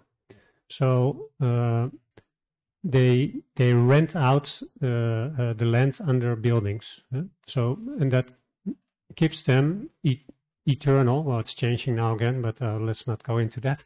But sort of eternal influence on what is happening with this land. So let's say if you make a 2-story building on a plot, that is your building, but the land is owned by the government. If you want to make a 10-story building, you have to again pay money and negotiate with the government what kind of building you can make there. So you don't have the freedom to whatever you want because it's not your land. And that gives the government a lot of control. That's the basic system that is behind it. That they make the standards for architects and developers combined to make a really proposal that is beneficial to the surroundings, to the common good, you could say. That is, I think, only 10 years old, that it's so popular. And it was a very good thing for architects because, of course, developers are very creative, making the calculations what is a feasible building. But in order to do the right thing for the city, the role of the architect became a lot more important again. Yeah. That's so that's true. a very, That's what's very wonderful interesting. side effect of this thing. At the same time, there's a lot of work and energy spent on these competitions. There's a lot of time and money invested. So that is again the criticism also from architects, that we make so many plans that are all brilliant, and 60% is always again flushed down the toilet, let's say, because it didn't win. So we have a very big drawer full of brilliant plans that never get executed because they did not get enough points in the competition. You can still present them. Yeah. They're on our website. We also have a very thick website, by the way. And maybe to add to that, it's interesting with these competitions. You mentioned like what is the quality for the neighborhood, but also things like the shift to new materials or maybe old materials. So to calculate what's the CO2 footprint, and also to really perform on that. to make this transition to a bio-based building system. That's one thing that's really important in it. Walter showed this nature-inclusive approach, so how to bring also the living system to the built environment. All those kind of elements are also very much not prescribed, but invited to be brilliant in. So that's what really is working with this system. So when you take the next step as a developer in combination with your brilliant architects, you're rewarded.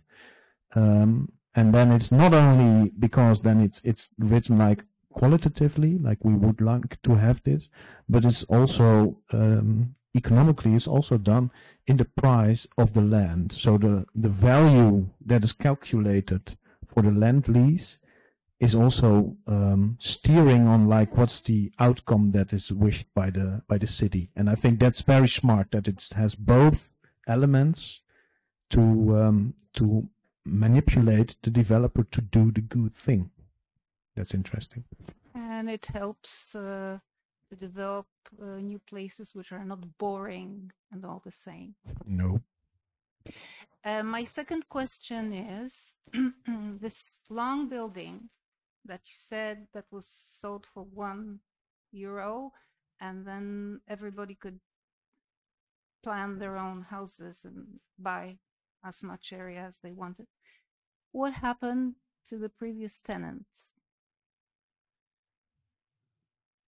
They moved out, obviously, and the thing is that the social environment in this flat and in this area was extremely poor, and I think it took about a period of about 4 years that they slowly, because it's a very big housing company, so they have a lot of other houses available, so they all offered alternative housing to these people, telling them this building is going to be demolished.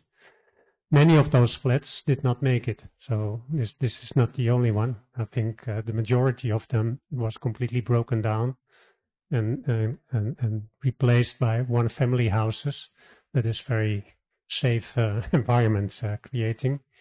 There were 1 or 2 renters that stayed until the very last. They didn't want to move, and in the end they were forced out. They were forced out, I'm afraid. Oh, yeah. I thought Pretty sad. But at the same time, they got decent alternatives. Mm-hmm. And the third question is the cooperative, where you said that, well, you can sort of, when your family gets bigger, you can try to find in the same cooperative a place which is bigger, and the same the other way around. Once people have their children move out, then they're sort of persuaded to move. I think one of the reasons that people want to own their own place is that they don't want to move when they're older. And how big a problem is it in the cooperative for the old people that are sometimes forced to move out? It's interesting. It's interesting to go into this deeper, but then we should have an evening about the Swiss model. I know something about it, but just to be brief about it, it's like it comes with the model. So it comes with your tenancy that you agree that the size of your apartment is related to the size of your household. That's not something that's negotiable. It comes with the model. And it also works because of these cooperatives are not consisting of like 20 or 30 units, but they're bigger. So they're bigger. That means that there's more flexibility. There's more people that have these changes. There's more opportunity to move. And I think the best thing is that you're not moving to a completely new social environment. You're staying in your social environment. And the really interesting thing is that this also kind of inspires in the way the architecture for these buildings is done. Since you don't know where you will live, the equal quality of each apartment is something that's guaranteed. And that's very interesting because, Walter, you probably know this as well. If you look at these kind of diversity in Dutch housing estates, there's always apartments that really have very good, outstanding qualities, but also some apartments that are, you know. And in this Swiss system, for instance, the amount of day and sunlight you have in your apartment is something that is equal for all apartments. So that means that if your apartment is oriented in a not so positive way, there is in some way it's compensated, it's bigger, or it has 2 bathrooms. I don't know. It's kind of, you know, you have something that's kind of balances it out. And that's why people don't mind moving. And also, if you specifically ask about older people, they're staying in their social system, which is really very important. And that's exactly the reason why older people in the Netherlands, in their 2 big houses, they don't want to move because they say, I don't know who my new neighbors will be and what the kind of system in which I will have to, you know, take root while I'm old. I don't want to take root. I already have taken root. So that's something that's, I think, answering your question. Yep. More or less. May I ask my questions? I have as well 3, maybe more simply. I like this sleeping brute project very much. My students always bring it up when we are talking about panel buildings in Poland. It's very nice fairy tale in context what we have here. But my question is, how was the construction of this building? Because it was empty for a couple of years and 70s, and I'm comparing this project always with urban splash realization in Sheffield, where they have a lot of problems with the concrete, that it was too sandy, and that this my construction issue, how much it has costed, because we are always talking about problems with joints of the big panels, and you are now doing a lot of prefabricated buildings in your, and is this issue solved? So connected question, maybe I will tell 3 and then you will decide how long about each. Yeah, we are in same age, so I hope you will manage. So the other question is, maybe it's a rhetoric question, because it's very interesting. We are in this time discussing biodiversity in our cities, and we are talking in my city Gdańsk about white pigs, you know, walking in the cities and how to protect cities from them, and you are proposing birds' nests and insects. So you say swallow, the bird, the swallow. Yes, the swallow. The swallows are connected with insects, but not the butterflies. And this is what interests me, how you solve this negative aspects of diversity of mice and rats and others, you know. This is because on terms of dialectic of having this beautiful island on the transmitting the green over the railway, absolutely gorgeous, creative idea, great. But the 3rd question is maybe completely different. You said about the beginning of your lecture about peak of increase of investments from foreign money. I mean, you understand foreign money as a not European, not European Union money.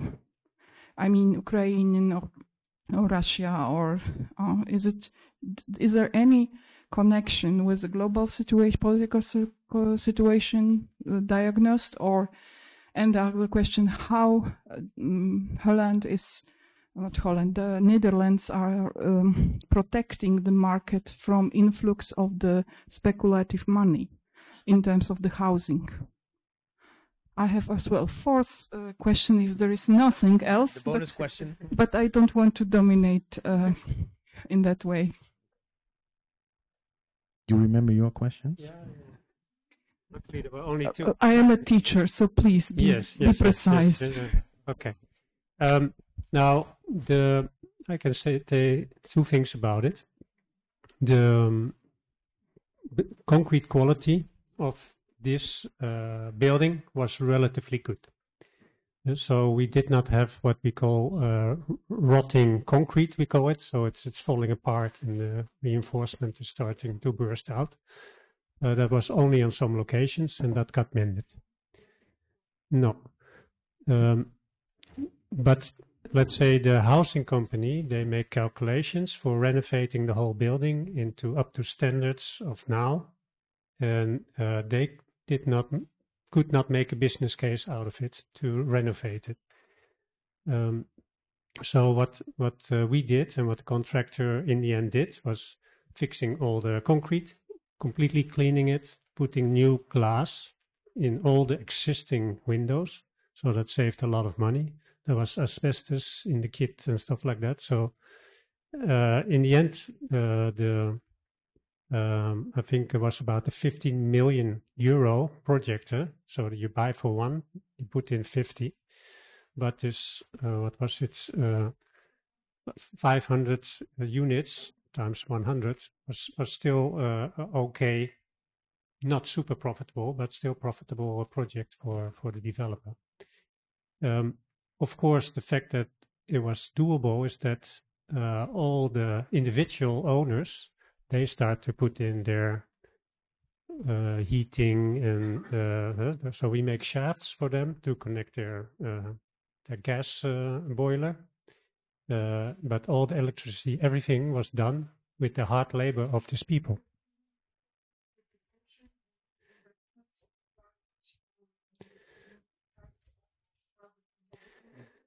I think roughly in those days, because we're talking 2017, think about it was 1,000 euro per square meter. So they buy for 1,200 and invest roughly about 1,000, I think, in those days.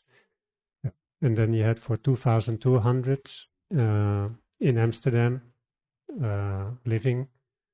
And by the time they were all finished, market price was already 3,000, let's say, which was actually one of the worst things that happened to this project, which we would now counter, is that some investors start to buy square meters, make very small units in it and start renting it out to make a profit again. And nowadays, if we do a similar project, we would... or the city or the developer might not care so much that there's other people are making a profit, but they would forbid that to happen. So you can only buy it and live there yourself. That's what's happening with many subsidized buying projects. There's another category we have, subsidized buying. It happens that you really need to live there yourself and you cannot rent it out. You can also not sell it. And if you sell it for profit, you have to pay the profit or share the profit with the original developer. Is that answering your question? Yeah. So the thing is that the quality of those houses, its existing housing, is not up to standard of a new built house. So we have very high insulation and sound requirements for new housing.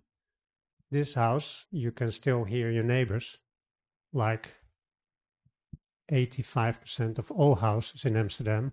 If your neighbor is walking around the living room, you can hear exactly where they are.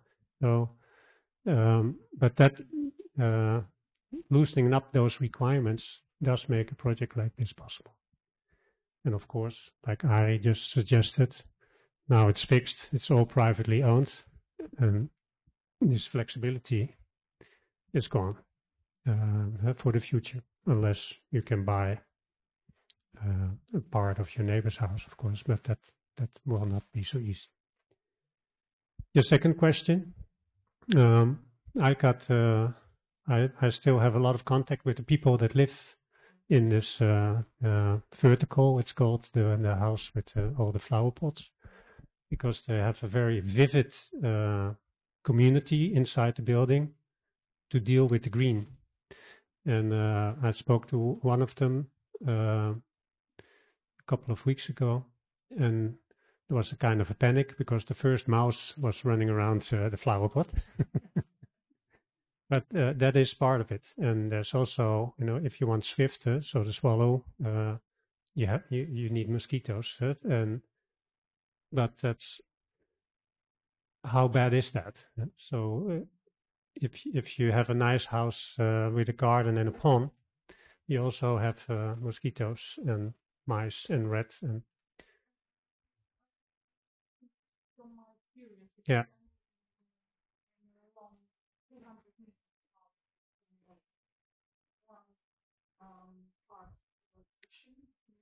Yeah. Yeah.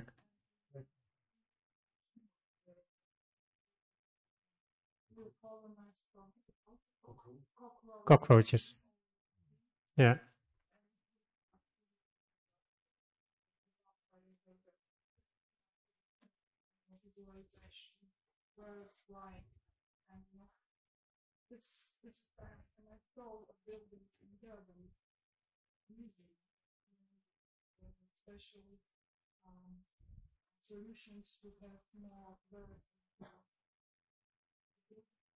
Mm-hmm.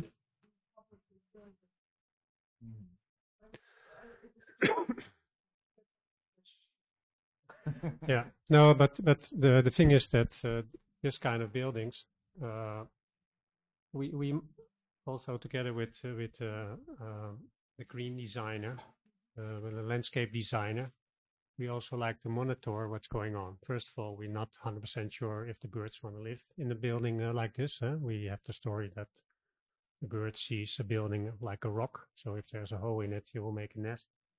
But we're not 100% sure how successful it will be. So we're going to monitor it. The thing is that if you have mosquitoes, but a lot of birds, then you also don't have too many mosquitoes. So the whole thing should be in balance, like an ecosystem. And yeah, bats are quite sure we have them. But we don't see bats. Do you see bats as a negative thing, or? Yeah. We do the same. Yeah. Okay. No, we make all kind of nests for bats, for pairing and for all the stages in their life. Basically, we provide housing. So we love bats because they also eat mosquitoes. So, but it's we monitoring it, and we also like to see if it gets out of hand or not. I'll keep you posted. Yeah. Hope we outlive it. About your question about the foreign investors, I mean like Patricia, Heimstaden, BlackRock, those kind of investors were literally invited to the Netherlands by our former minister before the one I was showing, Stef Blok, who was really liberalizing the market, inviting foreign capital to flow into the Dutch housing market.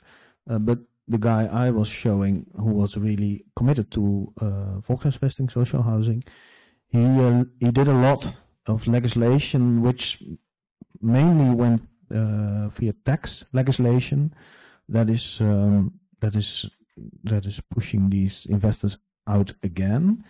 But the sad thing is, once these social houses are sold to investors, it's impossible to buy them back or to bring them back in a kind of affordable system. So once it's gone, and it's gone. Because I would like to develop on that question. Actually, well, we have individual owners and that are sort of small investors, like a second or third house that we're renting. So we have a completely different tenant system. We don't have like a big one investor that is renting a lot of houses as it is, for example, in Germany. But you also mentioned 2015 as a sort of breaking point. And it's also interesting because in Warsaw, housing construction, that was also a breaking point when we started to have a construction boom. And we started to have much more housing being built, and also prices went up significantly. And I didn't manage to figure out why 2015 actually was an issue and like a starting point for this construction boom. But then if you could develop on that, why it was 2015 in the Netherlands and what happened then, maybe that would also give us a clue. Maybe it was like an international trend that spread out also and to Warsaw. There was an international trend, or at least the crisis that started in 2008, 2009, more or less, came to an end then. But the reason I mentioned this is that in 2015 there was this new housing law in the Netherlands for the regulation of the social housing system, which kind of was the culmination of a period in which the housing corporations were more or less, you could say, they were being punished by everyone. So it's not just the right-wing parties, also the left parties. Really kind of, you know, I guess they were fed up with either the arrogance of these housing corporations, or the agenda they had with neighborhoods, investing in neighborhoods, enabling people to kind of climb up the social ladders. They really had these huge philosophies that they would do that. And on the one hand, that resulted in, there's an iconic boat in Rotterdam. It's the steamship Rotterdam. It's one of the, these beautiful 15s out of the 50s ocean steamliners that was bought by a housing corporation for not for €1, a little bit more, and then it was, I guess, sent to Gdansk to be to take out all the asbestos. And then it turned out it was not like 2 million but 20 million, which was something. That 20 million is no longer available to invest in housing. But the reason why they started to do this, that they said, we're going to moor this boat on the south side of Rotterdam in one of the harbor docks. It will be a kind of center for education for young people who have these skill trainings there. There will be a hotel on it that will be managed by these young guys who are learning about hospitality, etc. So it really had these ideas behind it, but it kind of blew up in their face because of this unexpected financial consequences.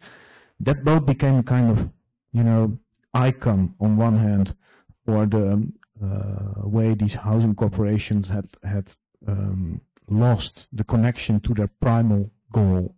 And the other thing was a Maserati. There was one of these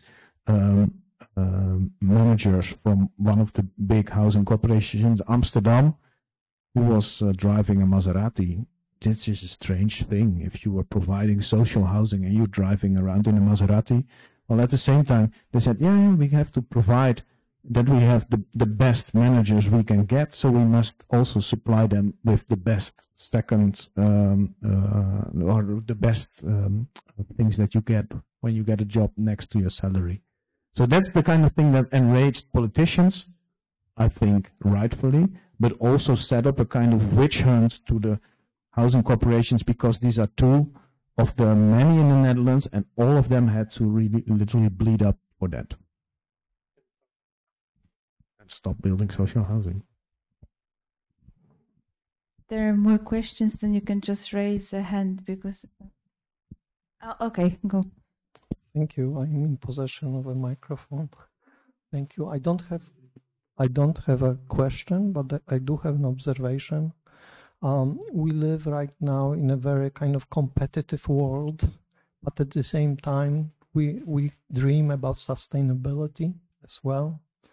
And my observation, but really a request. I would like to hear from you and maybe from others as well, about the process of cooperative work from the true beginning of the project.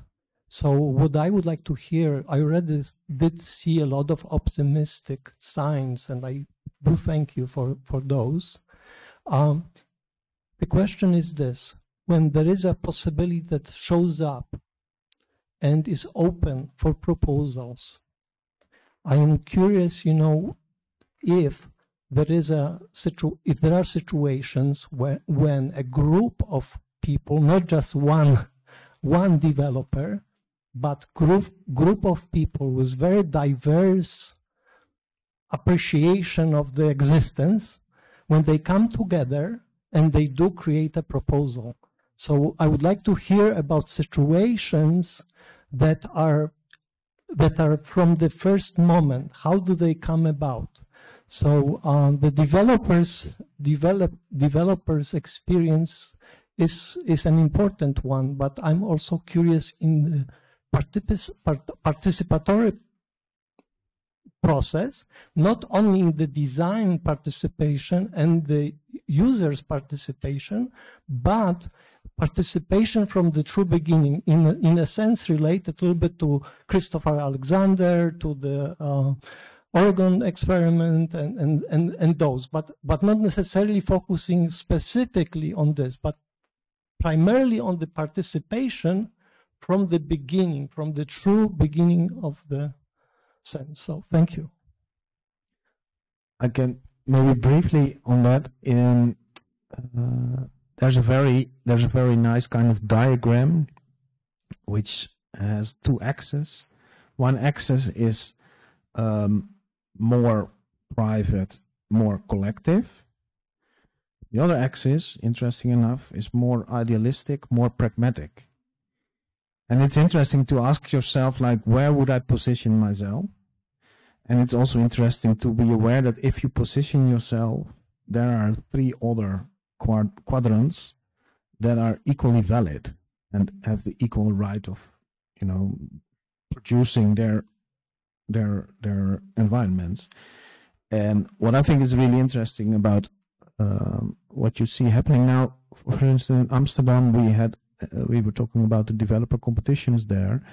The plots of land that are entitled for cooperative housing also have a competition system. So there you can step into the first phase with your group after you have gone through a kind of small process to organize yourself and to make yourself known to the municipality. And all these different groups can then apply and can also compete with each other for these plots of lands. So then also the distribution of these plots of land is done quite publicly in a very clear and transparent procedure. And there is no inclination in this procedure for any kind of direction that is in this kind of framework that I was sketching out, which is a good thing, I think. Do you want to add to that?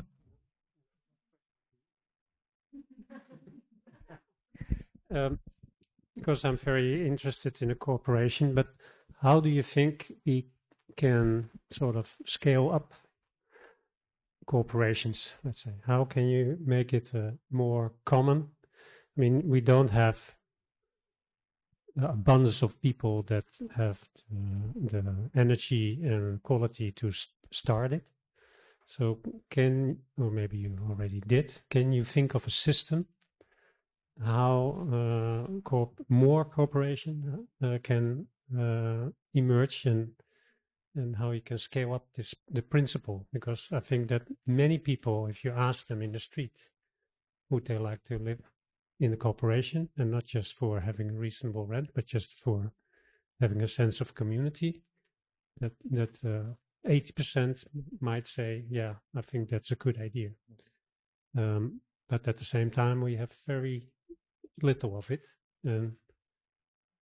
because the creating of it is quite complex, as you found out yourself. That's true. So, but do you have an idea how you can scale up the growth of corporations?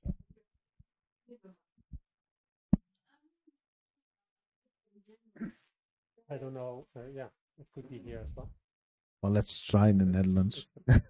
Half political, a half political question, and it's half a human question, you could say. I think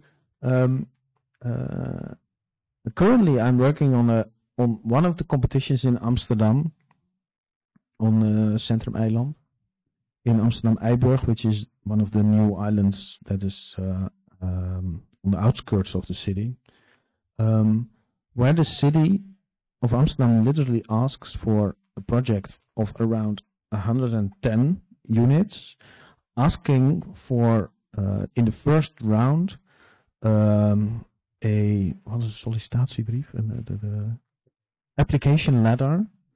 You have to write an application letter which is drawn up by a developer, a group of initiators that want to live there eventually at a certain point, and an architect. So these three should come together and should provide their vision, not primarily their vision on the architecture or the program, but their vision on how they think they can work together in a way that guarantees that the distribution of power is done in an equal and efficient way. And I think that's a very interesting development, because that really kind of combines the soul of the residents, the rationality of the developer, and the smart qualities of the architecture to be combined, and to also do projects that otherwise would be very hard for residents themselves to take up, like 110 units. If you cannot organize 110 residents and say, okay, in 4 years or 5 years we might have a place where we live together, because in 4 or 5 years a lot of things happen, and the group from the start will definitely not be the group from the end. So I think scaling up really kind of requires this reaching out to each other and embracing the differences, and at the same time using them for the better and for a good way to really produce these. And that's also one of the reasons why I chose to team up with a developer, because I think these kind of things should be done not only by people who take it up from the citizen or resident perspective, but also from the industry, if you call it the industry. It might be good to have an industry of citizen projects. But that means that the initial political will has to be there from the city, Definitely. Or the landowner. Definitely. But it doesn't have to be the city. Yeah. To make it possible and to organize this. Yeah. And also to judge. And the other thing that I was showing in my lecture about these management cooperatives, I also think if the housing corporations are opening up and for projects that they are formulating, are not only thinking from their own agenda, but really saying, okay, we open this up and invite residents to do this together with us as well. Then you have the same kind of similar setup in which this combination of architect, landlord or city in this time, then it would be the housing corporation, and the developer as a kind of professional. It's not about making profit, it's about being a professional who can deliver something which is good, namely a process that takes 4 years at max to build a house.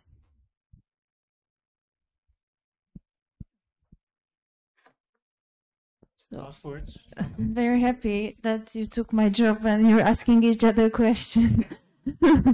It's a very comfortable position. I mean, despite the fact that I have a list of questions, but maybe I'll email them to you. But I think there is one last, or I have a question. Two. three last questions from the public. Solved.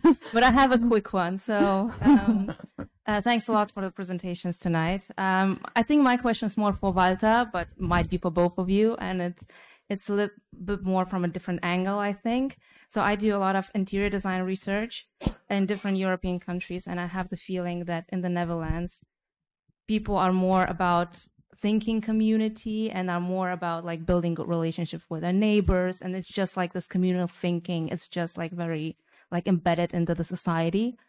And I was curious if you have any best case scenarios, practices, recommendations from your own architectural practice, how to create better communities with architectural practices.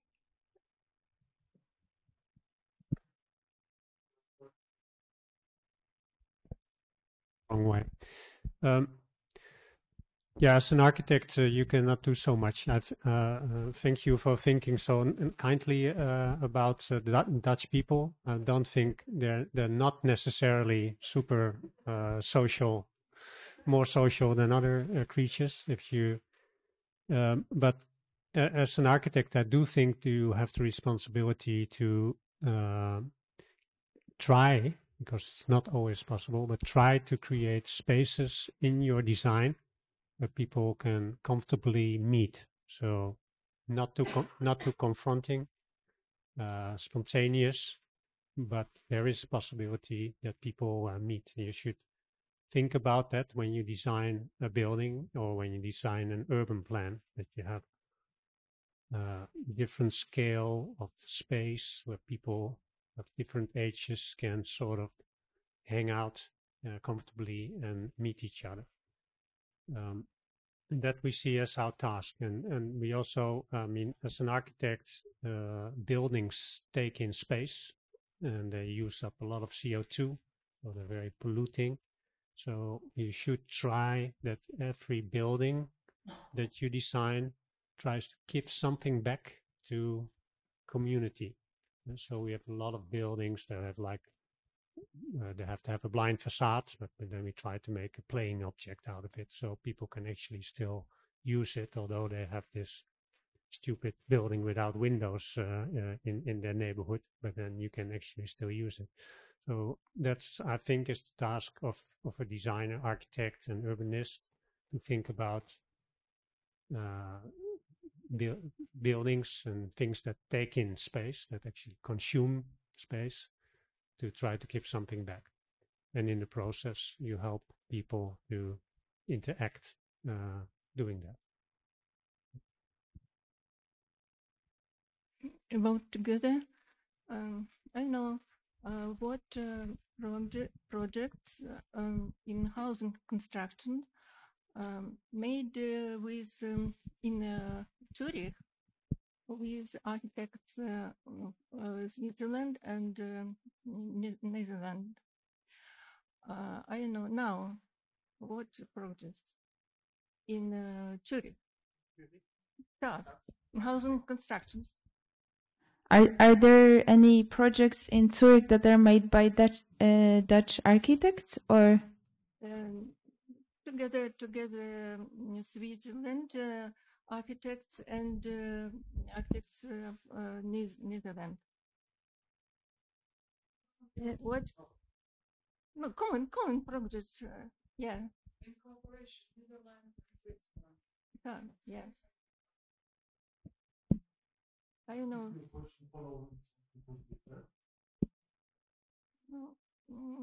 może pani też zadać pytanie po polsku, jeżeli to jest... No, jakie jest mieszkanie, jakie jest zrobione razem z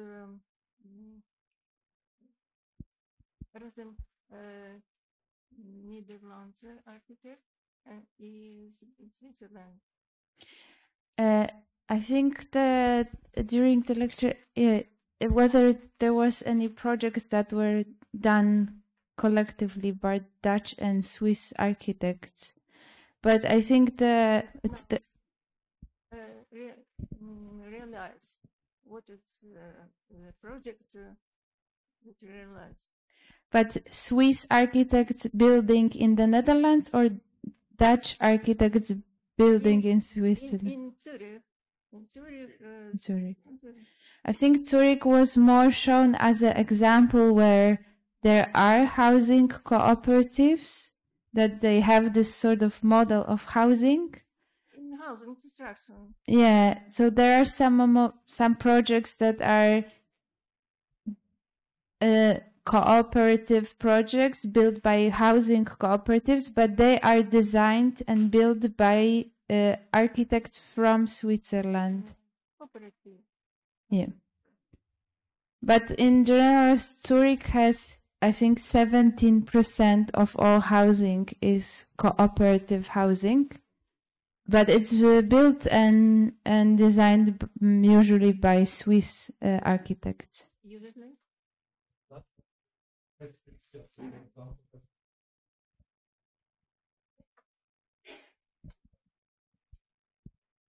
Dutch architects in Zurich.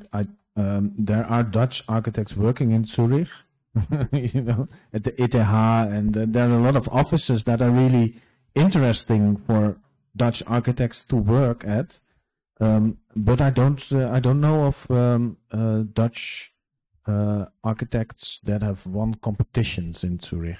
So, and that's also not why I mentioned Zurich. Zurich I really mentioned for what Sofia also said, like it's 17%, and they had this referendum, this Volksabstimmung, which has set the goal to 30% for cooperative housing to be like the not-for-profit. Yeah. So they are really ambitious in it. They have a lot of projects in it. They have a good system also of competitions for architects and cooperatives to work together. So yeah, it's the kind of mecca for cooperative housing and for architects.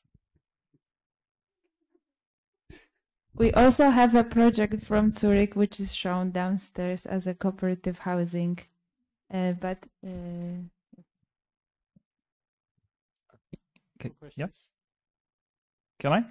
Okay, so thank you for the lecture. That's first thing. And my question is from the perspective of an actor in the whole process, especially policy making. Is there like a outlined, targeted goal which you have, like a global goal towards which you're heading, or is it more like a ever-evolving thing? A global goal, you mean in policy? Yeah, I mean, is there like a certain percentage of cooperative housing units which you imagine in out in the markets, or is there anything like a specific, or? I don't know if the goal should be like there should be a kind of percentage. What I really think is interesting, if the understanding of the policy is about sustaining affordable housing and also creating conditions that housing can be produced as affordable housing, and then it's like 2 steps further, who are your allies? And one of your allies is this cooperative sector, or there are also other not-for-profit providers that are there. So for instance, if you go to Munich, which is a city that's not very much known for its affordability, if you open up their woonpolitiek, so their policy on housing, one of the first lines is that it says we want to build affordable because we want people to be able, if they work in the city, also to live in the city, which is currently not the situation. If you want to change this, we have to be very clear about who our allies are, and our allies are the cooperative sector, which is growing, and our allies are these not-for-profit housing agencies, which they already have. So I think that's the policy goal. Does it answer your question? Yeah, of course. Yeah, okay, good. I'm always afraid, in the Netherlands, I'm always afraid that it will be like, okay, we're going to make a policy to foster collective or cooperative housing as a kind of, then it's a segment, very small, then there are some people who want it, who are able to understand it, and they can apply for it, but it doesn't take like the root cause of affordability, and that's the real thing that you should aim at. Okay, thank you very much. Hello, good evening. Thank you for the presentations. I would like just maybe to clarify things. If I understood well, maybe it's more kind of maybe a bit theoretical question. If I understood well, the discussion was about this cooperative model and the kind of maybe rethinking the socialist housing, maybe reinventing, maybe if you can say it in this way. And I'm just wondering if I understand well that the key kind of maybe challenge, the problem is that with how you regulate, maybe how you limit, maybe if you can think of other alternative models other than when the property is still works as a property for sale and for extra profit, and this process cannot be really stopped if it is done as kind of free market system. So in a way, it seems that you suggest that the cooperative model offers a chance for this, if I understand well. But the question is if it can make really a kind of system, not just like good cases and you prove, but a system. And I'm wondering if still kind of this kind of thinking is not too much optimistic, because what do you do about the still global capitalism? It's still there. You say that foreign investments are still coming and they dictate certain usage. So if we think about the alternatives, how can we think of living in the world without the global investments, etc., etc.? If the way is to really somehow to impose these limits, as you mentioned in Zurich and maybe elsewhere, these limits, regulations. So basically, there should be some kind of limitations on this. Do you understand? Do I understand your logic well? Thank you. I guess it's Gramsci who said, like, I'm a pessimist of the intellect, but I'm optimist of the will. And I think that's really what I would. That's the attitude. I think, at least if I should speak personally, that's what's driving me. I think you should maintain this optimism to set the agenda, to change things that cannot be changed as a kind of, if you approach them from the system's perspective only. So there should be a kind of understanding in enraging people, like, why is housing so expensive and why is it so hard to access the housing market? If you would listen to the political debate in the Netherlands now, the reason is immigrants. Yeah, it's not like the financial system, it's not like the taxation system. So it's really like, why are people not moving out on the streets, or they are moving out on the streets, but why is it so hard to set the agenda for affordability in housing and to set the agenda for like the production of housing in a good way? Because it's complicated, because it's a systems question, because you cannot go to Switzerland and say, hey, let's import the Swiss model. We have 100 years of history, and your history here in Poland, which is also important to understand, like, what in your current history has shaped the situations where you're in now, and what does that mean for the steps you have to take. And when I was like 5 years ago working on the cooperative in Rotterdam, I was really like, well, this management cooperative, it's a kind of, it's the little brother of the real thing. But now I really think, no, that was wrong. I shouldn't have embraced this Swiss model so much. I should have cherished the development of the Dutch model, in which this management cooperative, which is really connected to the systemic issues that the housing corporation system has to go through, is taken up and brought further. So I hope that answers your question a little bit about what is different. I don't want to be just naive and optimistic, But I think it's very important to keep on telling good stories about the things that could change, and people really understand. They feel like, okay, this is something I can relate to. There's a kind of quality I can understand. It's a kind of living together I aspire. Well, that are the motives for change. Then it starts, I think. We do. Yeah, I was even at like our parliament, and then things changed. It's not like a linear thing, but it's like it's slowly things are changing. But to be honest, we're having meetings with ministers That's a good here thing. from Poland. I think it was a really great conclusion because it showed why we also brought you here. So like to look at other examples and how it is managed, but also having in mind still that this is a different context. And of course, we're not going to just copy paste the Dutch model, despite the fact that we wanted to.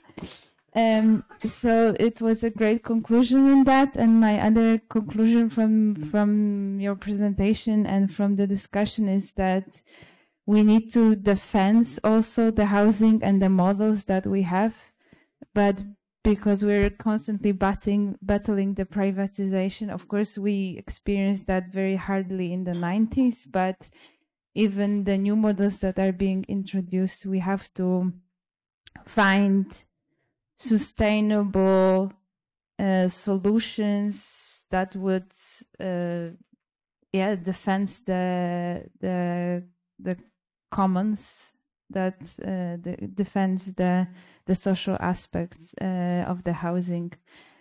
So in that sense, the Kleiburg example is beautiful in terms of space and how the physical space was preserved, but maybe not so great as the kind of social aspect of it was preserved. But I still think, and we also still presented on the exhibition, that the option could be much better. It could have been destroyed. I was walking in this neighborhood, and it shows a different story, what could happen with this housing, and that we have it presented here on the exhibition because it was still sort of negotiation of what we are keeping, if we can keep something. But yes, that's so. Thank you for the discussion, for your summary, and a special great thanks for all the questions, because I think we really managed to have a discussion here. I didn't have to do much, and even most of the microphones were in the audience. So that was nice. And well, the exhibition will be here until 16th of February, and we will have one final event then. Yes, again, thank you for coming, and thank you for staying us this long.